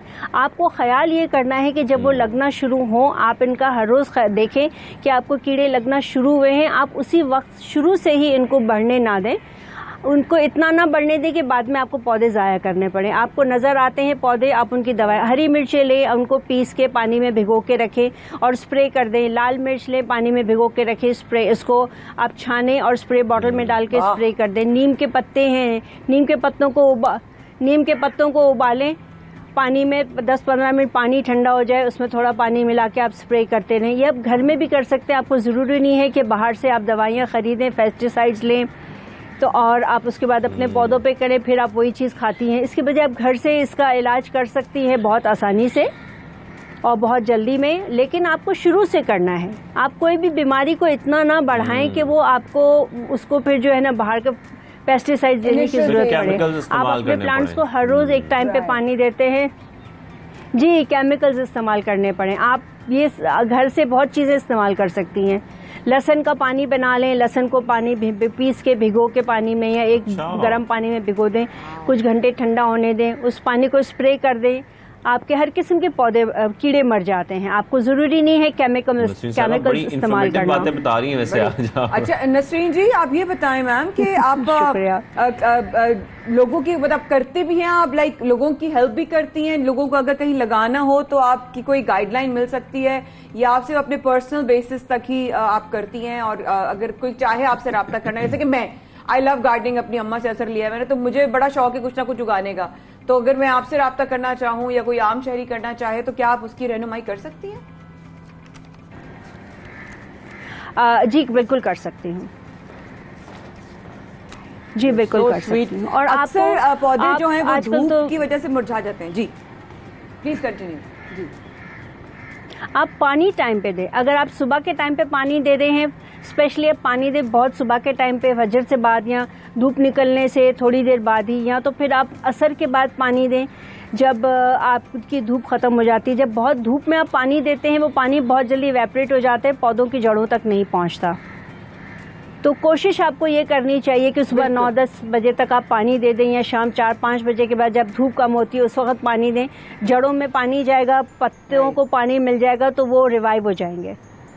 बिल्कुल धूप के टाइम पे जब आप पानी देते हैं, पत्तों पे पानी देते हैं, तो वो पत्ते जल जाते हैं पानी की वजह से और आपके पौधे ख़राब हो जाते हैं। अल्लाह, यानी कि सुबह दें या शाम के ठंडे टाइम में दें, लेकिन धूप जब तेज हो तो ना हो। नसीम जी, लोग आपसे राब्ता कैसे कर सकते हैं मुख्तसरन प्लीज हमें बताइएगा हमारी गाइडलाइन के लिए। मुझे कॉल कर सकते हैं और इसके अलावा भी अगर आप YouTube या Google चेक करें, आपको हर चीज़ वहाँ पे भी मिल जाएगी और आप मुझसे भी डायरेक्ट राब्ता कर सकते हैं। बहुत शुक्रिया नसीम जी, आपसे मिलकर रिसर्च आजिम ने का बहुत बहुत इंफॉर्मेटिव सेशन, बहुत आपसे सीखने को बहुत मिला और हम आपको तकलीफ देते रहेंगे क्योंकि इस वक्त हमें, जिस तरह आपने बताया ना कि हमें एकदम से रातों रात नहीं कुछ उगेगा, 30 दिन 40 दिन, महीना 2 महीना लगेंगे मुख्तलिफ चीज़ों को। तो हमें इस वक्त आज से सोचना चाहिए कि हम आगे आने वाले दिनों में किस तरीके से अपनी सब्जी और अपने फल जो हैं जो घर में है वो हम उगा सकते हैं। Thank you so much. हमारे साथ मौजूद किचन गार्डन से नसरीन जी हमारे साथ मौजूद थी, और अब प्रोग्राम में आगे चलते हैं और एक ऐसे घराने की, एक ऐसी फैमिली की बात करते हैं जहां पर सिर्फ कानून ही कानून है, और वो इसलिए है क्योंकि पेशावर में एक ऐसी फैमिली बसती है जो कि फैमिली के बारे में ये बताया जा रहा है कि वो कानून के सब माहिर हैं, यानी कि तमाम फैमिली मेंबर्स लॉयर हैं। और उनके फैमिली मेंबर्स कौन कौन हैं? उसमें वालदा भी हैं, वालिद भी हैं, 6 बहन भाई भी हैं, सब वकालत के शोबे से वाबस्ता हैं, सब वकालत से मुंसलिक हैं। और दिलचस्प बात यह है कि छुट्टी के दिन, जैसे हम तो कभी निकल जाते हैं वीकेंड एंजॉय करने, कभी कुछ और एक्टिविटी करने, लेकिन वो ये करते हैं कि घर की बातें करने के बजाय वो मुख्तलिफ केसेस डिस्कस करते हैं।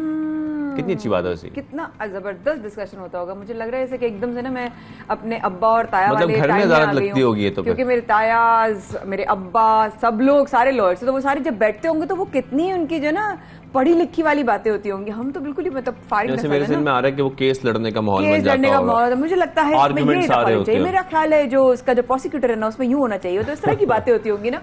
तो जनाब हमारे साथ मौजूद है यहाँ पर इस वक्त केसेस की बात करने वाली फैमिली पेशावर से एडवोकेट सैफुल्लाह मोहिब काका खेल की फैमिली से हमें ज्वाइन किया है advocate high court Mahvish Mohib Kakakhel ने। अस्सलाम वालेकुम जी। वालेकुम अस्सलाम। कैसी हैं आप? खैरियत से हैं? अल्हम्दुलिल्लाह ठीक ठाक। आप कैसी हैं?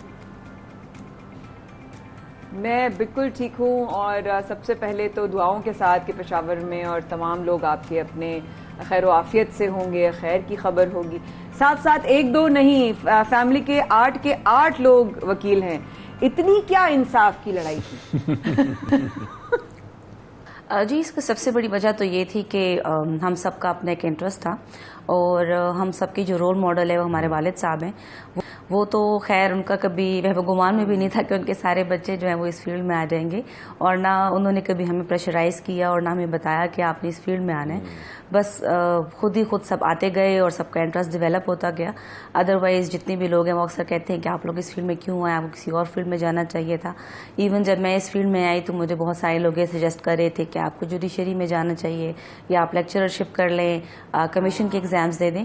लेकिन हर किसी का अपना एक इंटरेस्ट लेवल होता है। फिर जब आपका अपना इंटरेस्ट लेवल हो तो आप उस बच्चे को किसी और फील्ड में धकेल नहीं सकते। तो डेफिनेटली सबका इंटरेस्ट लेवल था तो वो इस फील्ड में आए, और अब अल्हम्दुलिल्लाह सब बहुत अच्छा कर रहे हैं इसमें।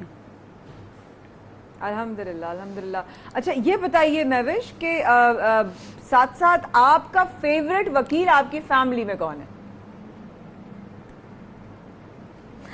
मेरे वालिद साहब। वजह? मैंने बताया मेरे रोल मॉडल हैं, वो काफ़ी उन्होंने काफ़ी किताबें भी लिखी हैं, कॉन्स्टिट्यूशनल लॉ के ऊपर लिखी हैं, बैंकिंग लॉ के ऊपर लिखी हैं, टैक्सेशन के ऊपर लिखी हैं, क्रिमिनल लॉ के ऊपर लिखी हैं।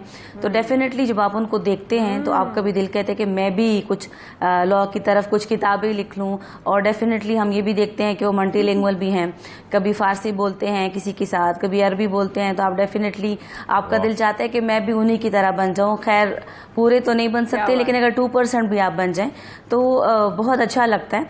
और पंजाबी ऐसे बोलते हैं जैसे कि वो पंजाब में उन्होंने काफ़ी टाइम गुजारा है, तो उनसे भी इंस्पिरेशन मिलती है कि इतनी ज़्यादा लैंग्वेजेस आपको आ रही हों। फिर आपका कुरान के ऊपर भी एक होल्ड हो, क्योंकि हाफिज़ कुरान भी हैं, तो उसको फिर बहुत अच्छे तरीके से उसका तर्जुमा और तफसीर करना। और जब हम केसेस प्रिपेयर करते हैं तो उसको फिर हम अगर हमारे पास फैमिली केसेस हैं या कुछ ऐसे केसेस हैं जहाँ पे हमें शरीयत लॉ को भी देखना पड़ता है, तो हमारे पास तफसीर भी है, उसको हम देखते हैं। फिर आगे से जो मियां साहब है वो हमें गाइड भी करते हैं। फिर कुरान की कुछ आयत पढ़ के उसका तर्जुमा बेहतरीन तरीके से, तो उस वहाँ से भी बहुत सारे स्कूल ऑफ थॉट्स हमारे पास आ जाते हैं। तो सिर्फ कॉन्स्टिट्यूशन के ऊपर ही नहीं, क्रिमिनल लॉ के ऊपर ही नहीं, डिफरेंट अगर आप देखें तो हर भाई या आप लोग भी। हमारा एक लॉ फर्म है काका खेल एसोसिएट्स के नाम से, जिसको मेरे वालिद साहब मियां मुबला काका खेल उसको मैनेजिंग डायरेक्टर हैं। उसमें ये है क्योंकि वो सारे के सारे लॉ को प्रैक्टिस करते हैं। बेसिकली कॉन्स्टिट्यूशनल लॉ भी है हमारे पास, उसको भी प्रैक्टिस किया जाता है, क्रिमिनल लॉ को भी, सर्विस केसेस भी देखते हैं, फैमिली लॉ को भी देखते हैं। क्योंकि हमारे पास ना सिर्फ बहुत सारे एसोसिएट्स हैं, बहुत सारे लॉयर्स मौजूद हैं, तो स्पेशलिटी बहुत ज़्यादा है, हर एक लॉ को हम टच ज़रूर करते हैं। बिल्कुल। अच्छा महवेश, यहाँ पर ये जरूर बताइएगा, क्योंकि हम ये जिक्र कर रहे थे, ऐसा बहुत कम होता है कि कोई एक ही पूरी फैमिली किसी एक ही शोबे से मुंसलिक हो और सबका एक ही शौक हो, सबकी एक ही इंस्पिरेशन हो।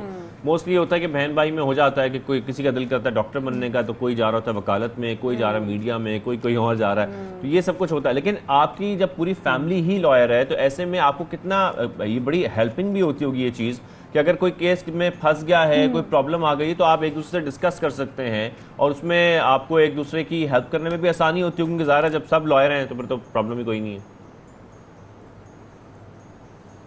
नहीं, बिल्कुल काफ़ी ज़्यादा हेल्प मिल जाती है। फिर ये कि हम अक्सर औकात डिस्कशन भी करते हैं, घर ऑफिस से जब घर जा रहे होते हैं तो डिस्कशन चल रही होती है। जब केसेस आते हैं तो एक दूसरे से डिस्कस भी करते हैं, केस नेचर का केस था, फिर आके हम एक दूसरे से ये भी बताते हैं कि इसके ऊपर ये केस लॉज मौजूद हैं, ये कानून भी इसके ऊपर एप्लीकेबल हो सकता है, ये सेक्शन ऑफ लॉज हैं। तो डिफरेंट फिर हम लोग आपस में जजमेंट्स भी शेयर करते हैं, क्योंकि हमारे पास अपने रजिस्टर्स मौजूद है जिसके ऊपर हर एक कानून के ऊपर डिफरेंट हमारे पास जजमेंट्स होती हैं।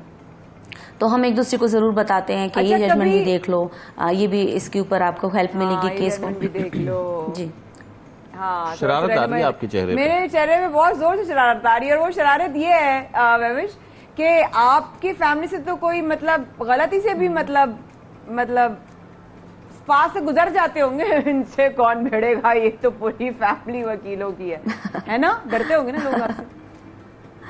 नहीं, ये तो लोग ही बता सकते हैं, लेकिन जितना मुझे पता है तो सब बहुत ये तो हम उनसे पूछ सकते हैं, आप लोग कितना डरते हैं? फैमिली है। नहीं जी, नहीं, लेकिन कभी घर में ऐसा तो नहीं होता कि आपस में लड़ाई हो जाए तो आप लोग एक दूसरे के ऊपर केस कर दें? नहीं, मुझे पता है, मेरे अंदर वकीलों का खून है, मुझे इस तरह पता है वकील कितने तेज होते हैं माशाल्लाह। नहीं, ये जरूर होता है कि आप इसमें जब हम मजाक कर रहे होते हैं तो मजाक में हम ये लीगल टर्मिनोलॉजीज यूज करते हैं और उसके ऊपर थोड़ी गपशप लग जाती है, तो वो एक मजाक के लिहाज से बिल्कुल जरूर करते हैं। हाँ जी।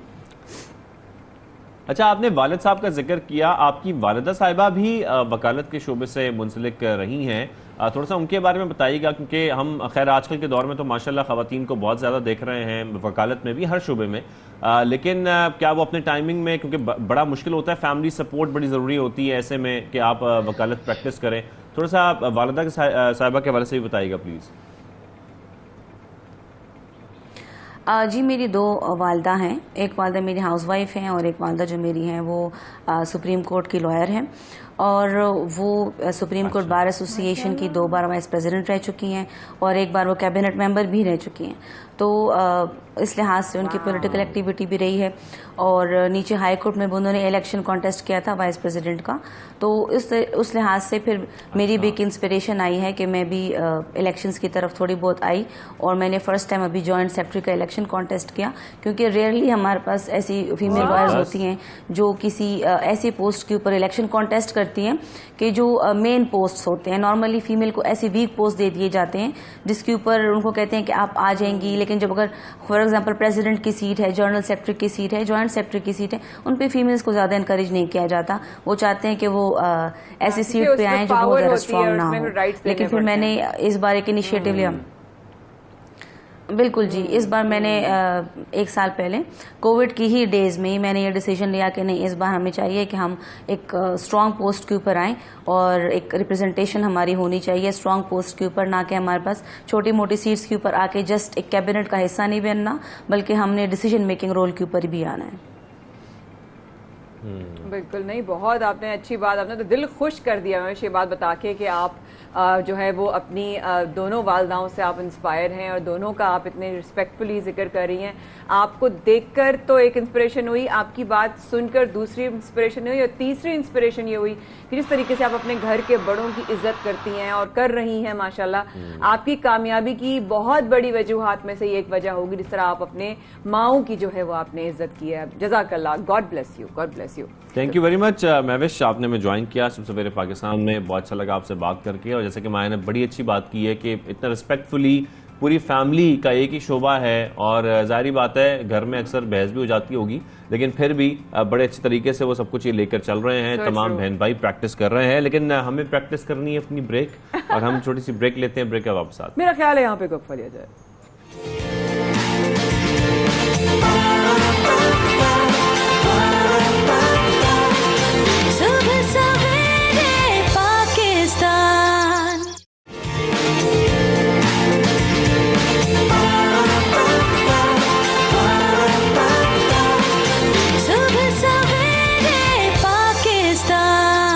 बैक, आप देख रहे हैं सबसे पहले पाकिस्तान। माया खान और शाहजेब अहमद के साथ प्रोग्राम में आगे बढ़ते हैं, अगले सेगमेंट शामिल करते हैं। और हमने आपसे कहा था, नहीं कहा था शायद, कि हमने आपकी मुलाकात करवानी डॉक्टर से। जाहिर है हम जब खासतौर पर मुल्क में इस वक्त जो हालात देख रहे हैं, बेरोजगारी हो, परेशानियां हो, हालात महंगाई के हों, ऐसे में लोग ये कोशिश करते हैं खासतौर पर यहाँ के जो प्रोफेशनल्स हैं कि वो बाहर जाएं और बाहर जाकर नौकरी करें, यानी कि बैरून मुल्क जाकर नौकरी करें। लेकिन बहुत सारे ऐसे लोग हैं जो बैरून मुल्क नौकरी छोड़कर पाकिस्तान वापस आते हैं ताकि वो मुल्क में अपनी कंट्रीब्यूशंस दे सकें। बहुत बड़ी बात है जब आप मुल्क वापस आते हैं, और मेरा ख्याल है बहुत सारे माँ बाप ये सोचते हैं कि हमारा बच्चा अगर बाहर रह गया तो क्या होगा, लेकिन जब वही बच्चों में से कुछ बच्चे वापस आए मुल्क की खिदमत करने के लिए। इस वक्त जिस तरह से हमें खाने पीने की किल्लत है, इस वक्त मौसम जो है वो खराब है, बीमारियां, मेडिकल कैंप्स इस वक्त लगने की जरूरत है, खाने पीने की बेसिक अशिया जो है या ड्राई जो फूड इनटेक है वो जो उनको मिलना चाहिए, उसी तरीके से दवाइयां बहुत बड़ा एक ऐसा चैलेंज है जो जिसकी सबसे ज्यादा जरूरत पड़ेगी। लेकिन इस वक्त जो हमारे साथ एक्सपर्ट मौजूद हैं, कुछ कमाल काम का जो है उन्होंने कर दिया है। एक बड़ी अच्छी वो बात कर रहे थे कि पाकिस्तान में अद्वियात बनाई तो जाती हैं लेकिन डिस्कवर नहीं की जाती, और इन डिस्कवरी से बहुत कम काम होता है, यानी कि बाकायदा तौर पर रिसर्च किया जाए। और अभी उन्होंने एक anti venom I think laboratory भी कायम की यहाँ पर, वेनम पर खैर वो रिसर्च भी कर रहे हैं खास तौर पर। वेनम, वो जो सांप का जो जहर होता है उसको वेनम कहा जाता है। आम लोगों को सबके लिए सबको बताने की बड़ा जरूरी है। वेनम वो जो सांप के जो है वो कांटे से जो जहर फैलता है उसको वेनम कहा जाता है। लेकिन वेनम की कैसे Shahzeb, how is it even possible? बिल्कुल, प्रोफेसर डॉक्टर मेहताब आलम साहब हमारे स्टूडियोज में मौजूद हैं, उनको कहते हैं। अस्सलाम वालेकुम सर, कैसे हैं आप? खैरियत से? ठीक ठाक। वालेकुम सलाम, बहुत शुक्रिया आपने मुझे इस प्रोग्राम में मदऊ किया। डॉक्टर साहब, ये सच है जो हम अभी शाहजेब और मैं डिस्कस कर रहे थे? जी, आप लोग बिल्कुल सही कर रहे हैं, और आपने बहुत ही हॉट टॉपिक को अभी शो किया है, क्योंकि अभी सैलाब के मामलात हैं जिसमें हर साल जो है न्यूज़ आती हैं कि सैलाब ज़दगान को इतने स्नेक्स ने बाइट किया। क्योंकि सैलाब के हवाले से ये है कि ना सिर्फ इंसानों के घर मुतासिर होते हैं, तो हमारे जो और क्रिएचर्स हैं, जानवर हैं, उनकी भी जगहें जो हैं डिस्टर्ब होती हैं, तो वो रोड्स की तरफ आते हैं या लोगों की तरफ आते हैं। और ये जो स्नेक्स वगैरह हैं ये गर्म चीज़ों को सेंस करते हैं, जैसे इंसान की बॉडी गर्म होती है तो इसलिए इंसानों की तरफ इसलिए आते हैं, उनके ऊपर रिसेप्टर्स लगे होते हैं, तो इसलिए स्नेक बाइट्स बढ़ जाती हैं। वाह, यानी कि इस वक्त जो है जिस तरीके से डॉक्टर साहब वो गिनतियां जो हम तक नहीं भी पहुंची हैं, परसों तक का फिगर बता रही हूँ कि 500 से ज्यादा लोगों को सांपों ने डस लिया। अब शाहजेब और मैं अभी ब्रेक में भी यही आपसे बात कर रहे थे कि इस तरह सांप जो है, आपने कहा वो हीट को देखते हैं, वो बॉडी वार्म जो उसकी वार्मथ होती है उसकी तरफ अट्रैक्ट होते हैं।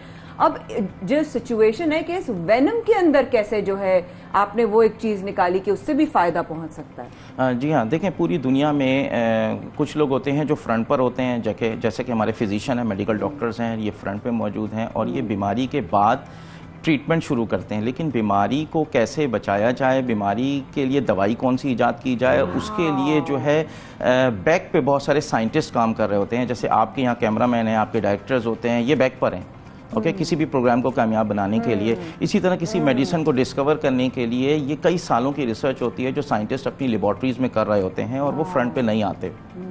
उसके बाद उस मेडिसिन को कोई 10 साल, किसी को 15 साल लगते हैं मार्केट में आने के लिए। रेगुलेटरी अथॉरिटीज़ होती हैं जिनसे अप्रूवल लेने होते हैं, रैट्स के ऊपर, माइस के ऊपर एक्सपेरिमेंट होते हैं, फिर वो ह्यूमन बॉडी तक ट्रांसफर होते हैं, सब तमाम अप्रूवल्स के साथ। जी हाँ, मेरा सब्जेक्ट जो है बायोकेमिस्ट्री है, जो कि फ्यूचर का एक बढ़ता हुआ अहम सब्जेक्ट है, क्योंकि बायो मीन लाइफ, तो जिंदगी की केमिस्ट्री। तो इसमें जहाँ जहाँ जिंदगी वाली चीज़ें हैं, इंसान हैं, जानवर हैं, पौधे हैं, जो लिविंग थिंग्स हैं, उनके अंदर नेचर ने कौन से केमिकल छुपाए हुए हैं, वी हैव टू डिस्कवर। जैसा कि आपको पता है कि ऐसी कोई बीमारी नहीं जिसका इलाज ना हो, वी हैव टू डिस्कवर। तो हमें इस डिस्कवरर्स की ज़रूरत है। तो मैंने यहाँ पे वेनम का टॉपिक सेलेक्ट किया क्योंकि पाकिस्तान के वेनम की केमिस्ट्री पर कोई काम नहीं कर रहा। मैं हूँ, मेरे एक उस्ताद प्रोफेसर सैयद आबिद अली, हम मिलके ये काम कर रहे हैं, और इंटरनेशनली हमने पब्लिकेशन की हैं। इसमें से हमने different chemicals, different compounds discover करते हैं। इसकी लैब मैंने सेट की है। ये बड़ी इंपॉर्टेंट बात है कि आपने पहली बार पाकिस्तान में लेबोरेटरी ये पहली बार वेनम केमिस्ट्री की लैब है। एंटी वेनम तो बनाई जाती है ऑलरेडी, ये एक डिफाइंड फार्मूला है जो कि NIH इसकी फॉर्मुलेशन करती है। लेकिन हमारे स्नेक्स के वेनम की केमिस्ट्री क्या है, क्या उसमें कोई फायदेमंद चीज़ें भी छुपी हुई हैं? क्योंकि हम सिर्फ नेगेटिव चीज़ों की बात करते हैं, हम लोग रिसर्चर जो है उसमें से पॉजिटिव चीज़ें तलाश कर रहे होते हैं। तो इसमें एंटी कैंसर कंपाउंड्स मुझे मिले। अच्छा, इसमें कैंसर जी एंटी कैंसर कंपाउंड्स मौजूद हैं।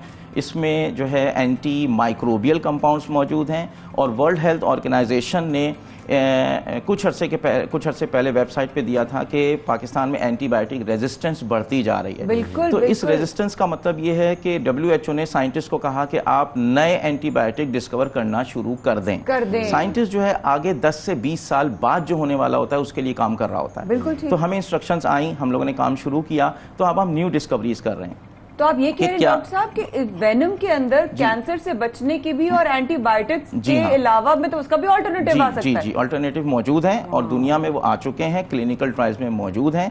पाकिस्तान से डिस्कवरी सबसे पहले ये मैंने की है, हमारी लैब ने की है, और वो इंटरनेशनली पब्लिश है। अब उसको ड्रग में कन्वर्ट करना इट्स अनदर प्रोसेस, ठीक है। तो उसके लिए गवर्नमेंट सपोर्ट हो या मुख्तलिफ, हमारे पास मैं नाम लेना चाहूँगा, मेरी जो यूनिवर्सिटी है प्राइवेट सेक्टर में पहली यूनिवर्सिटी है जिसने मुझे सपोर्ट किया, मोहम्मद अली जिन्ना यूनिवर्सिटी कराची, जिसने प्रॉपर लैब, और इसमें यू नो के research is very expensive process, तो मिलियंस रुपीज़ की मशीनरी हमें प्रोवाइड की गई है। They have given me open field, और इसमें मैं काम कर रहा हूँ। इस हवाले से डिफरेंट मीडिया चैनल्स पे दो बातों में जरूर बताइएगा। एक तो वेनम, खासतौर पर जहर की हम बात करते हैं, ये सिर्फ सांप के जरिए नहीं आप इसको एक्सट्रैक्ट कर सकते, और भी बहुत सारे ऐसे जानवर हैं जिससे आप जहर जिसका इस्तेमाल करके लेबॉर्ट्री में रिसर्च कर रहे हैं। और सेकेंडली ये जरूर बताइएगा कि आप मतलब पाकिस्तान में लेबॉर्ट्री कायम करना बड़ा मुश्किल काम है, फाइनेंशियल उसमें जो एक ज़रूरत है वो बड़ा मुश्किल है। तो बैरून मुल्क आप ऑलरेडी काम कर रहे थे, वो सब कुछ छोड़ के आप पाकिस्तान क्यों आ गए, और आपने ये क्यों सोचा कि मैंने पाकिस्तान में रिसर्च करनी है? जी देखिए, एक चीज़ का होता है, हर शख्स की अपना एक कंफर्ट जोन होता है। तो मुझे पेरेंट्स अच्छे मिले, टीचर्स अच्छे मिले, जिन्होंने दूसरों की खिदमत करना सिखाया, और मुझे इंडिविजुअलिस्ट नहीं बनाया। तो पाकिस्तान में वही लोग मौजूद हैं जो टीम में काम करना चाहते हैं, जो कम्युनिटी बेसिस पे काम करना चाहते हैं। और अगर आप इसको अपना घर समझते हैं, देखें अगर मेरे घर में कोई प्रॉब्लम आती है, मैं अपना घर छोड़ के दूसरे के घर में शिफ्ट नहीं होऊंगा, मैं ही उसको सही करूंगा। हर एक के घर में प्रॉब्लम्स आती हैं, ये अमेरिकन हैं, जर्मन हैं, चाइनीज हैं। If you look around the history, तो ये लोग भी बहुत बैकवर्ड थे, इन्होंने फिर तरक्की की। जर्मन ने सेकेंड वर्ल्ड वॉर में मार खाई, तो मैं जर्मन के साथ रहा। Now they hate war. उन्होंने कहा कि हम अब टेक्नोलॉजी के जरिए आगे जाएंगे, मुल्क छोड़ के नहीं जाएंगे, ठीक है। तो एक वक्त आएगा, और मायूसी गुनाह है। तो इसलिए मेरी कोलैबोरेशन है, मेरी जर्मन के साथ है, मेरी ऑस्ट्रेलियन के साथ है, लेकिन Pakistan is a dream land for venom researchers. They are asking, वो मुझसे वेनम मांगते हैं। मैंने इनकार किया कि नहीं, हमारे बच्चे डिस्कवर करेंगे, मेरे पास एमफिल स्टूडेंट्स हैं, मैं डिस्कवर करूंगा। ये तरीका नहीं है कि मैं वेनम उनको दे दूं। इनिशिएट तो करना था, इनिशिएट किया है, इनिशिएटिव बहुत जरूरी है। इससे फिर पाकिस्तान मशहूर होगा। ये नहीं है कि हम अपना वेनम किसी और को दें और वहां से डिस्कवरीज हों। बिल्कुल ऐसा ही है। थैंक यू डॉक्टर साहब, आप आए और आपने जिस तरीके से का जो है ये हमारे लिए ना बहुत बड़ी खबर है, हमारे लिए बहुत बड़ी एक तो फ़ख्र की बात है। एक तो आप वापस आए हैं, पाकिस्तान में पहले इस तरह की रिसर्च करने वाले बने। हमारी दुआ ये है अल्लाह ताला की बारगाह में कि आपका वेनम सेंटर भी खुले, आपका रिसर्च सेंटर भी खुले, और आप कैंसर से और एंटीबायोटिक्स का जो मुतबाला आपने दोनों, तो मैं क्योंकि कैंसर का बहुत हमारी फैमिली में हम लोग सफ़र हमने किया है, अपनों को देखा है, तो बहुत दुआ है कि आपकी रिसर्च अल्लाह ताला जल्द से जल्द कामयाब करे आपको और आपके पास। थैंक यू भाई आने के लिए, बहुत बहुत शुक्रिया। ख़वातीन और हज़रात, और अब जो है ना, आपको हम एक ऐसी खातून से मुलाकात करवाएंगे जिनके बहुत ज़्यादा इस वक्त सोशल मीडिया पे फैंस हो रहे हैं। उनका काम, उनका नाम किसी भी, मैं कहूंगी उन्होंने मर्दों वाले काम किए, उन्होंने जो नाम किया है ना पाकिस्तान का, पूरी दुनिया में उनको जो है ना वो सराहा जा रहा है। और उनकी बहुत सारी पिक्चर्स वायरल हो रही हैं। हम जिक्र कर रहे हैं नौशहरा की खातून एडिशनल डिप्टी कमिश्नर कुर्रतुल ऐन वजीर ने फ़राइज़ की अदायगी के दौरान एहसास की उम्दा मिसाल कायम की है। जिस तरीके से वो घर घर जाकर दरवाजे पीट कर ये कह रही हैं और ये तलकीन कर रही हैं कि आप लोग यहाँ से मुंतकिल हो जाएं, और सिर्फ ये कह नहीं रही, उनकी मदद भी कर रही हैं। साथ में उनके पुलिस एहलकार भी थे, कुछ दीगर अफराद भी थे, और वो हेल्प आउट कर रहे थे लोगों को उनका सामान उठाने में, और फिर सामान ले जाने के लिए भी उन्होंने बाकायदा अरेंजमेंट्स किए हुए थे। तो हमारे जीशान काका खेल ने उनसे कुछ गुफ्तगू की है, सुनवाते हैं। जी मायार शाहजेब, सुबह बखैर। इस वक्त हम एक आयरन लेडी के साथ मौजूद है, कुर्रतुल ऐन वज़ीर, जिनको मिस वज़ीर के नाम से भी जाना जाता है। आजकल सोशल मीडिया पर उनके बहुत ज़्यादा चर्चे हैं। जिस तरह सैलाब में उन्होंने लोगों की खिदमत की, अपने जान को ख़तरे में डालकर एक डंडा उठाए हुए लोगों को घरों से बाहर निकाल रही थी, वो आज हमारे साथ मौजूद है। उनसे थोड़ा सा जानते हैं कि एक फ़ीमेल होते हुए इतनी बोल्डनेस आप में कहाँ से आई? आपका ताल्लुक़ भी दूर दराज कबायली ज़िले से है, और माशाल्लाह जिस तरह आपने मुख्तलिफ़ मकामात पर सर्व किया, थोड़ा सा बताएं किस सोच के साथ आपने लोगों की मदद की? बिस्मिल्लाहिर्रहमानिर्रहीम। देखें, मैं तो साउथ वज़ीरिस्तान से बिलोंग करती हूँ, मैं ख़ुद ट्राइबल हूँ, तो एक तो ये चीज़ मुझे वहाँ से भी मिली है, और दूसरा ये है कि आप देखें 12 साल मुझे हो गए सर्विस करते हुए इस मेल कम्युनिटी में, हर किस्म के लाइन ऑर्डर सिचुएशन से गुजरे हैं, एंटी इंक्रोचमेंट ऑपरेशंस मैंने किए हैं, सख्त हालात हमने देखे हैं, हमने हर किस्म के सिचुएशन को डील किया हुआ है। तो जब एक इंतज़ामिया में आप हो कि इतनी बड़ी रिस्पॉन्सिबिलिटी आपके सर पे आती है तो आपने उससे भागना नहीं होता, आपने हिम्मत नहीं हारनी होती है। तो मुश्किल डिसीजन मेरे लिए वो था जब मैं अपनी फैमिली को छोड़ रही थी, क्योंकि मेरा घर जो है वो काबल रिवर के बैंक पे ही था। उस वक्त जो है मेरे 3 बच्चे हैं, वो भी घर पे थे, तो मेरे लिए डिसीजन लेना मुश्किल था। मेरे पास 5-6 घंटे थे, मैंने उधर सारे घर हैं, 1200-1500 फैमिलीज़ को निकालना था, इधर मेरे 3 बच्चे थे। वो एक डिसीजन जो था वो मुझे डिस्टर्ब कर रहा था बार बार कि मैंने डिस्ट्रिक्ट नौशहरा को की तरफ जाना है या मैंने अपनी फैमिली को बचाना है, क्योंकि मेरे पास 5-6 घंटे थे और 3 घंटों में मैंने अपना घर समेटना था। तो मैंने अपने हस्बैंड से कहा कि इधर आप संभालें, मुझे वो संभालने दें। तो वो एक डिस्टर्बेंस थी, अदरवाइज़ फिर बाकी तो अल्हम्दुलिल्लाह फील्ड में जितना भी था मैंने खूब सख्ती की है, लोगों को निकलवाया है, और यही वजह है कि हमारा कोई भी जानी नुकसान नहीं हुआ। जी बिल्कुल, जैसा कि आपने सुना, इन जैसी कई हमारी बहादुर बहनें मौजूद है और इन जैसी बहनों की मौजूदगी में हमें कोई फ़िक्र नहीं करना चाहिए। इन्होंने सैलाब के दौरान लोगों की काफ़ी ज़्यादा खिदमत की, अपनी जान को ख़तरे में डालकर लोगों की बेलौस खिदमत की, और यही वजह है कि आजकल हर कोई इनकी खिदमत को सराह रहा है। जी थैंक यू दिशान का खेल, आपने जो है इतनी ज़बरदस्त बाहिम्मत आयरन लेडी से हमारी मुलाकात करवाई, इनकी हिम्मत को भी सलाम है और अल्लाह से इनकी सलामती की दुआ भी करते हैं। Thank you so much. Programme में आगे चलते हैं जनाब। बिल्कुल, और मुलाकात एक और करनी बहुत ज़रूरी है कि हम सबका ये मसला है, खासतौर पर बालों का गिरना, मर्द हो या औरत, ये सब के मसाइल बढ़ते जा रहे हैं। मायस, क्या वजह है इसकी? अब्दुल्ला, मैं बिल्कुल, मुझे इससे बेता पता है कि लोगों के बाल बहुत सारी वजूहत से गिरते हैं। देखिए सर, मुझे टाइफाइड के बाद भी लोग कहते हैं कि बाल गिरते हैं। सुना था कोविड के बाद भी आपका हेयर फॉल बहुत होता है, कोविड के बाद बहुत ज़्यादा हेयर फॉल होता है। फिर आप अच्छा खाएं नहीं और आप एक्सपेक्ट करें आपके बाल जो ना अब्दुल्ला भाई जैसे होंगे, नहीं। ये जो डाइट के चक्कर में लोग आजकल कुछ खाते नहीं है और इसमें प्रोटीन भी नहीं मिलता, उनको बहुत सारी चीजें नहीं मिलती, तो फिर उसके बाद वो एक्सपेक्ट करते हैं उनके बाल भी हेल्दी होंगे और वो खुद भी हेल्दी होंगे। ऐसा नहीं हो सकता, नॉट पॉसिबल। सो आप जो कहते हैं ना, you are what you eat, तो ये हमने बड़ा सुना है, लेकिन अगर कोई एक्सपर्ट आके बोलेगा तभी आपको समझ में आएगा क्या ख्याल है। हाँ, तो हमारे स्किन स्पेशलिस्ट डॉक्टर किरण अमीन साहिबा हमारे स्टूडियो में मौजूद हैं। अस्सलाम वालेकुम। ठीक ठाक डॉक्टर साहिबा, thank you very much doctor साहिबा। गुड मॉर्निंग, खैरियत से आप ठीक है? इतनी ज्यादा डिप्रेशन वगैरह के बाद ना मुझे लगता है इस टेंशन से और परेशानी जिससे मुल्क में गुजरी है ना, उसी से हमारे बाल झड़ जाएंगे। वाकई में सही बात है, बड़ा अनफॉर्चुनेट सिचुएशन है। लेकिन सबसे ज्यादा जो बालों की गिरने की वजह शाजिद ने मुझसे किया, वो मैं सवाल आपकी तरफ थ्रो करती हूँ। बालों की गिरने की वजह सबसे हम ऐसे ही खेलेंगे 1 2 3 जी सही है। बालों की गिरने की आप लोगों ने काफ़ी वजूहात ऑलरेडी डिस्कस कर ली हैं। बालों की बहुत सारी वजूहात होती हैं गिरने की। नंबर 1 स्टार्ट लेते हैं कि हेरिडिटी, जैसे मर्दों में आजकल देखा गया है कि एक मेल पैटर्न बॉल्डनेस आ रहा है, वो जो बीच का एक पैच है, वो औरतों में भी देखा जा रहा है अब वक्त के साथ साथ। इसके अलावा न्यूट्रिशनल डेफिशिएंसी, जिसमें आपकी खाने पीने की जो ग़िज़ायत है वो आप ठीक से ना ले रहे हो, प्रोटीन का इंटेक है, आयरन का इंटेक है, जिंक, ये सारे इंपॉर्टेंट, बायोटिन, बिल्कुल ये सारे आपके न्यूट्रिशंस कंप्लीट ना हो तो एक प्रॉब्लम हो सकता है। कोई बीमारी से आप गुजरे हो, जैसे कि अभी आपने मेंशन किया टाइफॉइड, कोविड बहुत बड़ा स्ट्रेसर है जो आपकी बॉडी पे मतलब थ्रू आउट उतरते यूं पूरे। अच्छा, मुझे टाइफॉइड और कोविड साथ हो गया था, मुझे कोविड डेल्टा हुआ था, तो मेरे तो लग रहा था बाल खत्म, और लोगों ने मुझे ना पहले पकड़ के पूछते तुम्हारे अपने बाल है, तुम्हारे अपने बाल है। मैंने कहा नजरें लग गई मेरे अपने बालों को। वो बॉडी इतना स्ट्रेस में होती है कि हेयर इज द लीस्ट, मतलब लास्ट में बॉडी उसको न्यूट्रिशन प्रोवाइड करती है। तो वो बॉडी आपकी ऑलरेडी इतने स्ट्रेस में, ऑलरेडी इतना डैमेज कंट्रोल करना है कि बाल जो है ना, वो बालों पे बॉडी का ध्यान नहीं रहा। लेकिन मुझे ये बताएं कि अक्सर लोग कोई अंडा सर पे लगा रहा है, कोई दही लगा रहा है और पूरे मसाले बन रहे हैं सर के ऊपर, दम पे भी बैठ जाता है। इसको खा लेना चाहिए, प्रोटीन को और दही को खा लेना चाहिए, वो बेहतर है या उसको सर पे इस्तेमाल करना बेहतर? लगा लेना चाहिए। खाना तो ज्यादा जरूरी है, लेकिन अगर थोड़ा बच जाए तो लगाने वाली चीजों पे भी जा सकते हैं, बचा ले लगाने के लिए। ठीक है, मतलब है हमारे पास हेयर मास्क की भी मतलब DIYs, मतलब घर में करने वाले आजकल बहुत ज्यादा चल रहे हैं और कुछ करते भी हैं काम, ऐसा नहीं है। So there is this one thing के जो अच्छा सा एक मास्क है योगर्ट का। अरे प्लीज आप बताएं। हाँ, मास्क तो I love mask, please. Hair mask I have used it personally और उसके मतलब उसके अंदर साइंटिफिकली भी अगर हम उसे रिसर्च करें तो उसके इंग्रेडिएंट्स हैं। मायोनीज होता है, उसमें बहुत ज़्यादा अंडा होता है, प्रोटीन्स होते हैं, तो स्ट्रैंड्स जो है ना वो आपकी ड्राई हो जाती हैं यूजुअली। तो आप मायोनीज नीचे लगा लें और स्कैल्प के साथ उसके साथ थोड़ा सा दही मिक्स करके, थोड़ा सा अंडा डाल के और शहद डाल के। अच्छा, एग का व्हाइट और यानी कि जर्दी और सफेदी दोनों? हाँ, दोनों डाल लें, पूरा अंडा डाल लें। और अगर आपको अंडे से एलर्जी है तो जस्ट मायोनीज वुड डू। मुझे एलर्जी नहीं है, मुझे सिर्फ कुछ और चीजों से एलर्जी है। अच्छा, ये दही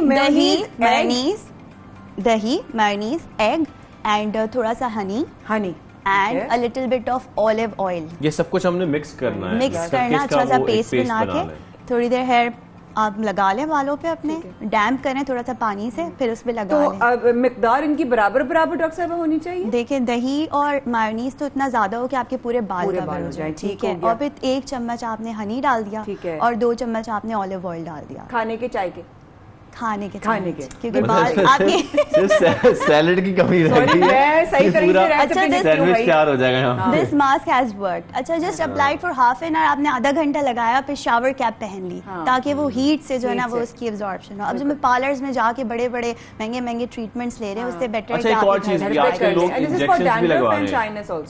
शाइन के लिए क्योंकि वो आपकी जैसे कंडीशनर का ऑल्टरनेट है ना मायोनीज। राइट, ठीक है, थैंक यू। अच्छा, 2 बातें, एक तो ये कि खासतौर पर जो कराची में रहने वाले लोग हैं वही बात जानते हैं कि यहाँ के पानी की वजह से भी आपके बाल बहुत डैमेज हो जाते हैं।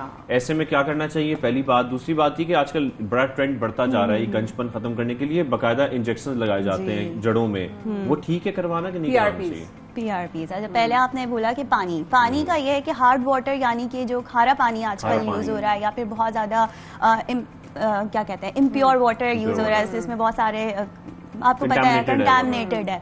तो अगर इस सूरत हाल में आप कोशिश करें कि पहले तो साफ पानी से ही नहाएं। अगर आपके एरिया में नहीं है अवेलेबल या आपको मुश्किल हो रही है तो आप सिर्फ अपने सर धोने के लिए पीने का पानी अलग रख लें, मतलब 1 बाल्टी या 1 लीटर अलग रख लें। पहले सारा नहा लिया क्योंकि इतना पानी तो होता नहीं है, तो फिर आपने एंड में उससे सर पे आपने डाल दिया, उससे वॉश कर। अच्छा, हम बालों की तरफ भी बहुत आ रहे हैं, हम स्किन की तरफ भी हैं डॉक्टर साहब। जाहिर है आपका हेयर भी नहीं है, आपकी स्किन भी, आपके आप स्पेशलिस्ट हैं।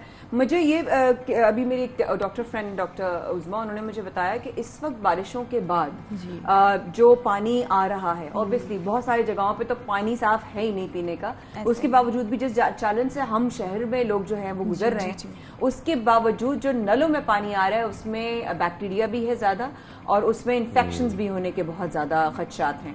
तो इस हवाले से आप क्या कहेंगी, कैसे बचा जा सकता है?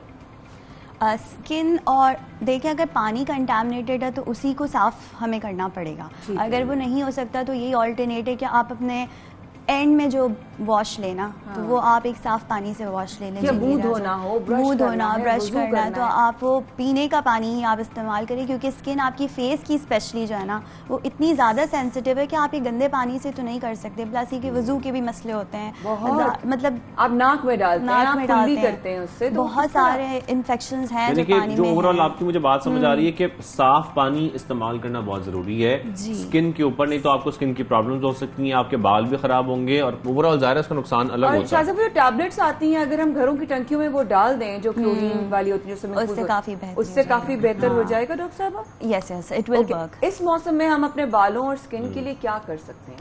देखिए, सबसे पहले कि आपकी स्किन के अगर आपको ह्यूमिडिटी इस वक्त बहुत ज़्यादा है, चिपचिपापन, आपके मुंह पे पसीना बहुत आ रहा है, बालों में पसीना आ रहा है, तो आप डेली शावर लें। ये मैं बहुत इसरार करती हूँ कि इस मौसम में आपने शावर लाजमी लेना है। उसके बाद अगर आपका फेस ड्राई है या ऑयली है, आपने मॉइस्चराइज करना है लाजमी तौर पर। ड्राई है या ऑयली है, आप दोबारा बोल दें कि भाई तुम्हारा ऑयली है तो आप अपनी फेस की ड्राइनेस के हिसाब से मॉइस्चराइजर यूज करें, और अगर ऑयली है तो ऑयल फ्री मॉइस्चराइजर लेकिन करें, क्योंकि आपकी स्किन को आप जितना ड्राई करेंगे ना सिंथेटिकली रगड़ के तो वो और ऑयल प्रोड्यूस करेगा। अच्छा, फिर बालों के अंदर जो आपकी स्किन है ये भी ड्राई हो जाती है, स्कैल्प का प्रॉब्लम हो जाता है, डैंड्रफ हो जाती है, इसके लिए क्या करना चाहिए फिर? डैंड्रफ के अगर आपको इश्यूज़ हैं तो आप आई वुड सजेस्ट कि आप अपने डर्मेटोलॉजिस्ट से एक दफ़ा दिखा दें, क्योंकि डैंड्रफ सिंपल एक तो डैंड्रफ होती है कि हल्के हल्के फ्लेक्स होते हैं, कुछ बीमारियां भी होती हैं, फंगल इन्फेक्शंस भी होते हैं, सोराइसिस जैसी बीमारी भी होती है जिनको रूल आउट करना ज़रूरी है। तो देसी टोटके इस्तेमाल न करें आप लोग, पर ये डॉक्टर को जाके दिखा दें क्या प्रॉब्लम है, और फिर उनसे रिकमेंडेशंस ले लें कि एंटी डैंड्रफ शैम्पू है या कुछ भी, तो वो ज़्यादा बेटर वर्क करेगा बजाय से कि आप इधर उधर से अपनी मर्जी से प्रोडक्ट्स यूज करें और एंड में बाल बिल्कुल खराब हो जाए। डॉक्टर साहब, अभी भी बहुत सारे इलाकों में, मैं इंटीरियर्स की तो जहां सैलाब आए उनकी तो मैं बात ही नहीं करी, मैं शहरों की बात करी जहां अभी तक गंदा पानी क्लियर नहीं हुआ है। बहुत सारे लोग, हमारे भाई बहन, फैमिलीज उन जगहों से निकल के अपने अपने दफातर, अपने अपने स्कूल्स, अपने अपने काम करने वाली जगहों पे निकलते हैं और उस पानी में उनको पाँव मजबूरन डालना ही पड़ता है। ऐसी सूरत हाल में जो सब देख रहा है आपको आम इंसान, उसके लिए आप क्या कहेंगी कि भाई तुम ऑलिव ऑयल लगा के निकलो या तुम कोई ऐसी चीज लगा के अपनी स्किन पर लो, क्योंकि जीन्स पहनी हो तो वो उसमें जज्ब हो जाएंगे जर्म्स, सलवार कमीज पहनी हो तो वो जूते मोजे और पाइचों में लगकर जो है ना बीमारी एब्जॉर्ब कर लेता है, पूरी स्किन में लग रहा होता है। बाकायदा लोगों की पूरी टखनों और टखनों से ऊपर वाला जो आसपास कह रही है वो रेड होना शुरू हो गया है, क्या कहेंगी? अच्छा, ये जो गंदा पानी है ना, ज्यादातर अगर आपका पाँव उस पे जाता है तो फंगल इन्फेक्शंस होने के चांसेस बहुत ज्यादा होते हैं। जब आपका पाँव बहुत देर तक डैम्प रहता है या जिस्म का कोई हिस्सा भी बहुत देर तक गीला रहता है, सही से सूख नहीं पाता, तो उसमें बहुत ज्यादा फंगल इन्फेक्शंस होने के चांसेस और फिर उसमें बैक्टीरिया भी ऑलरेडी सुपर इम्पोज, आपको ऊपर से बैक्टीरियल इन्फेक्शन भी हो ही जाता है जब आप उसकी केयर नहीं कर पाते। तो सिंपल सा हल जो मैं समझती हूँ कि हमारे लिए बड़ा प्रैक्टिकल है कि हम जो है वो प्लास्टिक की चप्पलें, जब आपको पता है कि आपका उस जगह से गुजर है तो आप वो फ्लिप फ्लॉप से, हवाई चप्पल जिसको कहते हैं, वो जिसको आप आराम से धो लें, अब निकल जाएं। और अगर आप फॉर्मल जगह पे जा रहे हैं तो कैरी द फॉर्मल शूज, आप अपने साथ कैरी कर लें और पहन के आप वही। डॉक्टर साहब ने बड़े अच्छे तरीके से समझाया। डॉक्टर साहब, थैंक यू वेरी मच कि आप बड़े आसान तरीकों से एहतियात कर सकते हैं। एहतियात करना जरूरी है, सफाई जरूरी है। अगर पानी में पाँव चला भी जाए तो धो लेंगे आके, लेकिन पाँव को साफ रखें। अगर बाहर जाने के बारिशों का सीजन है, ये बड़ा इंपॉर्टेंट है। डॉक्टर किरण अमीन हमारे साथ मौजूद थी। What a pleasant personality and a very smiley face. Thank you so much for being with us और अल्लाह ताला आपके लिए खैर और आफियत के मानो फरमाए। शाज़ेब और माया को दीजिए कल तक के लिए इजाजत। पाकिस्तान के परवरदिगार हामी नासिर।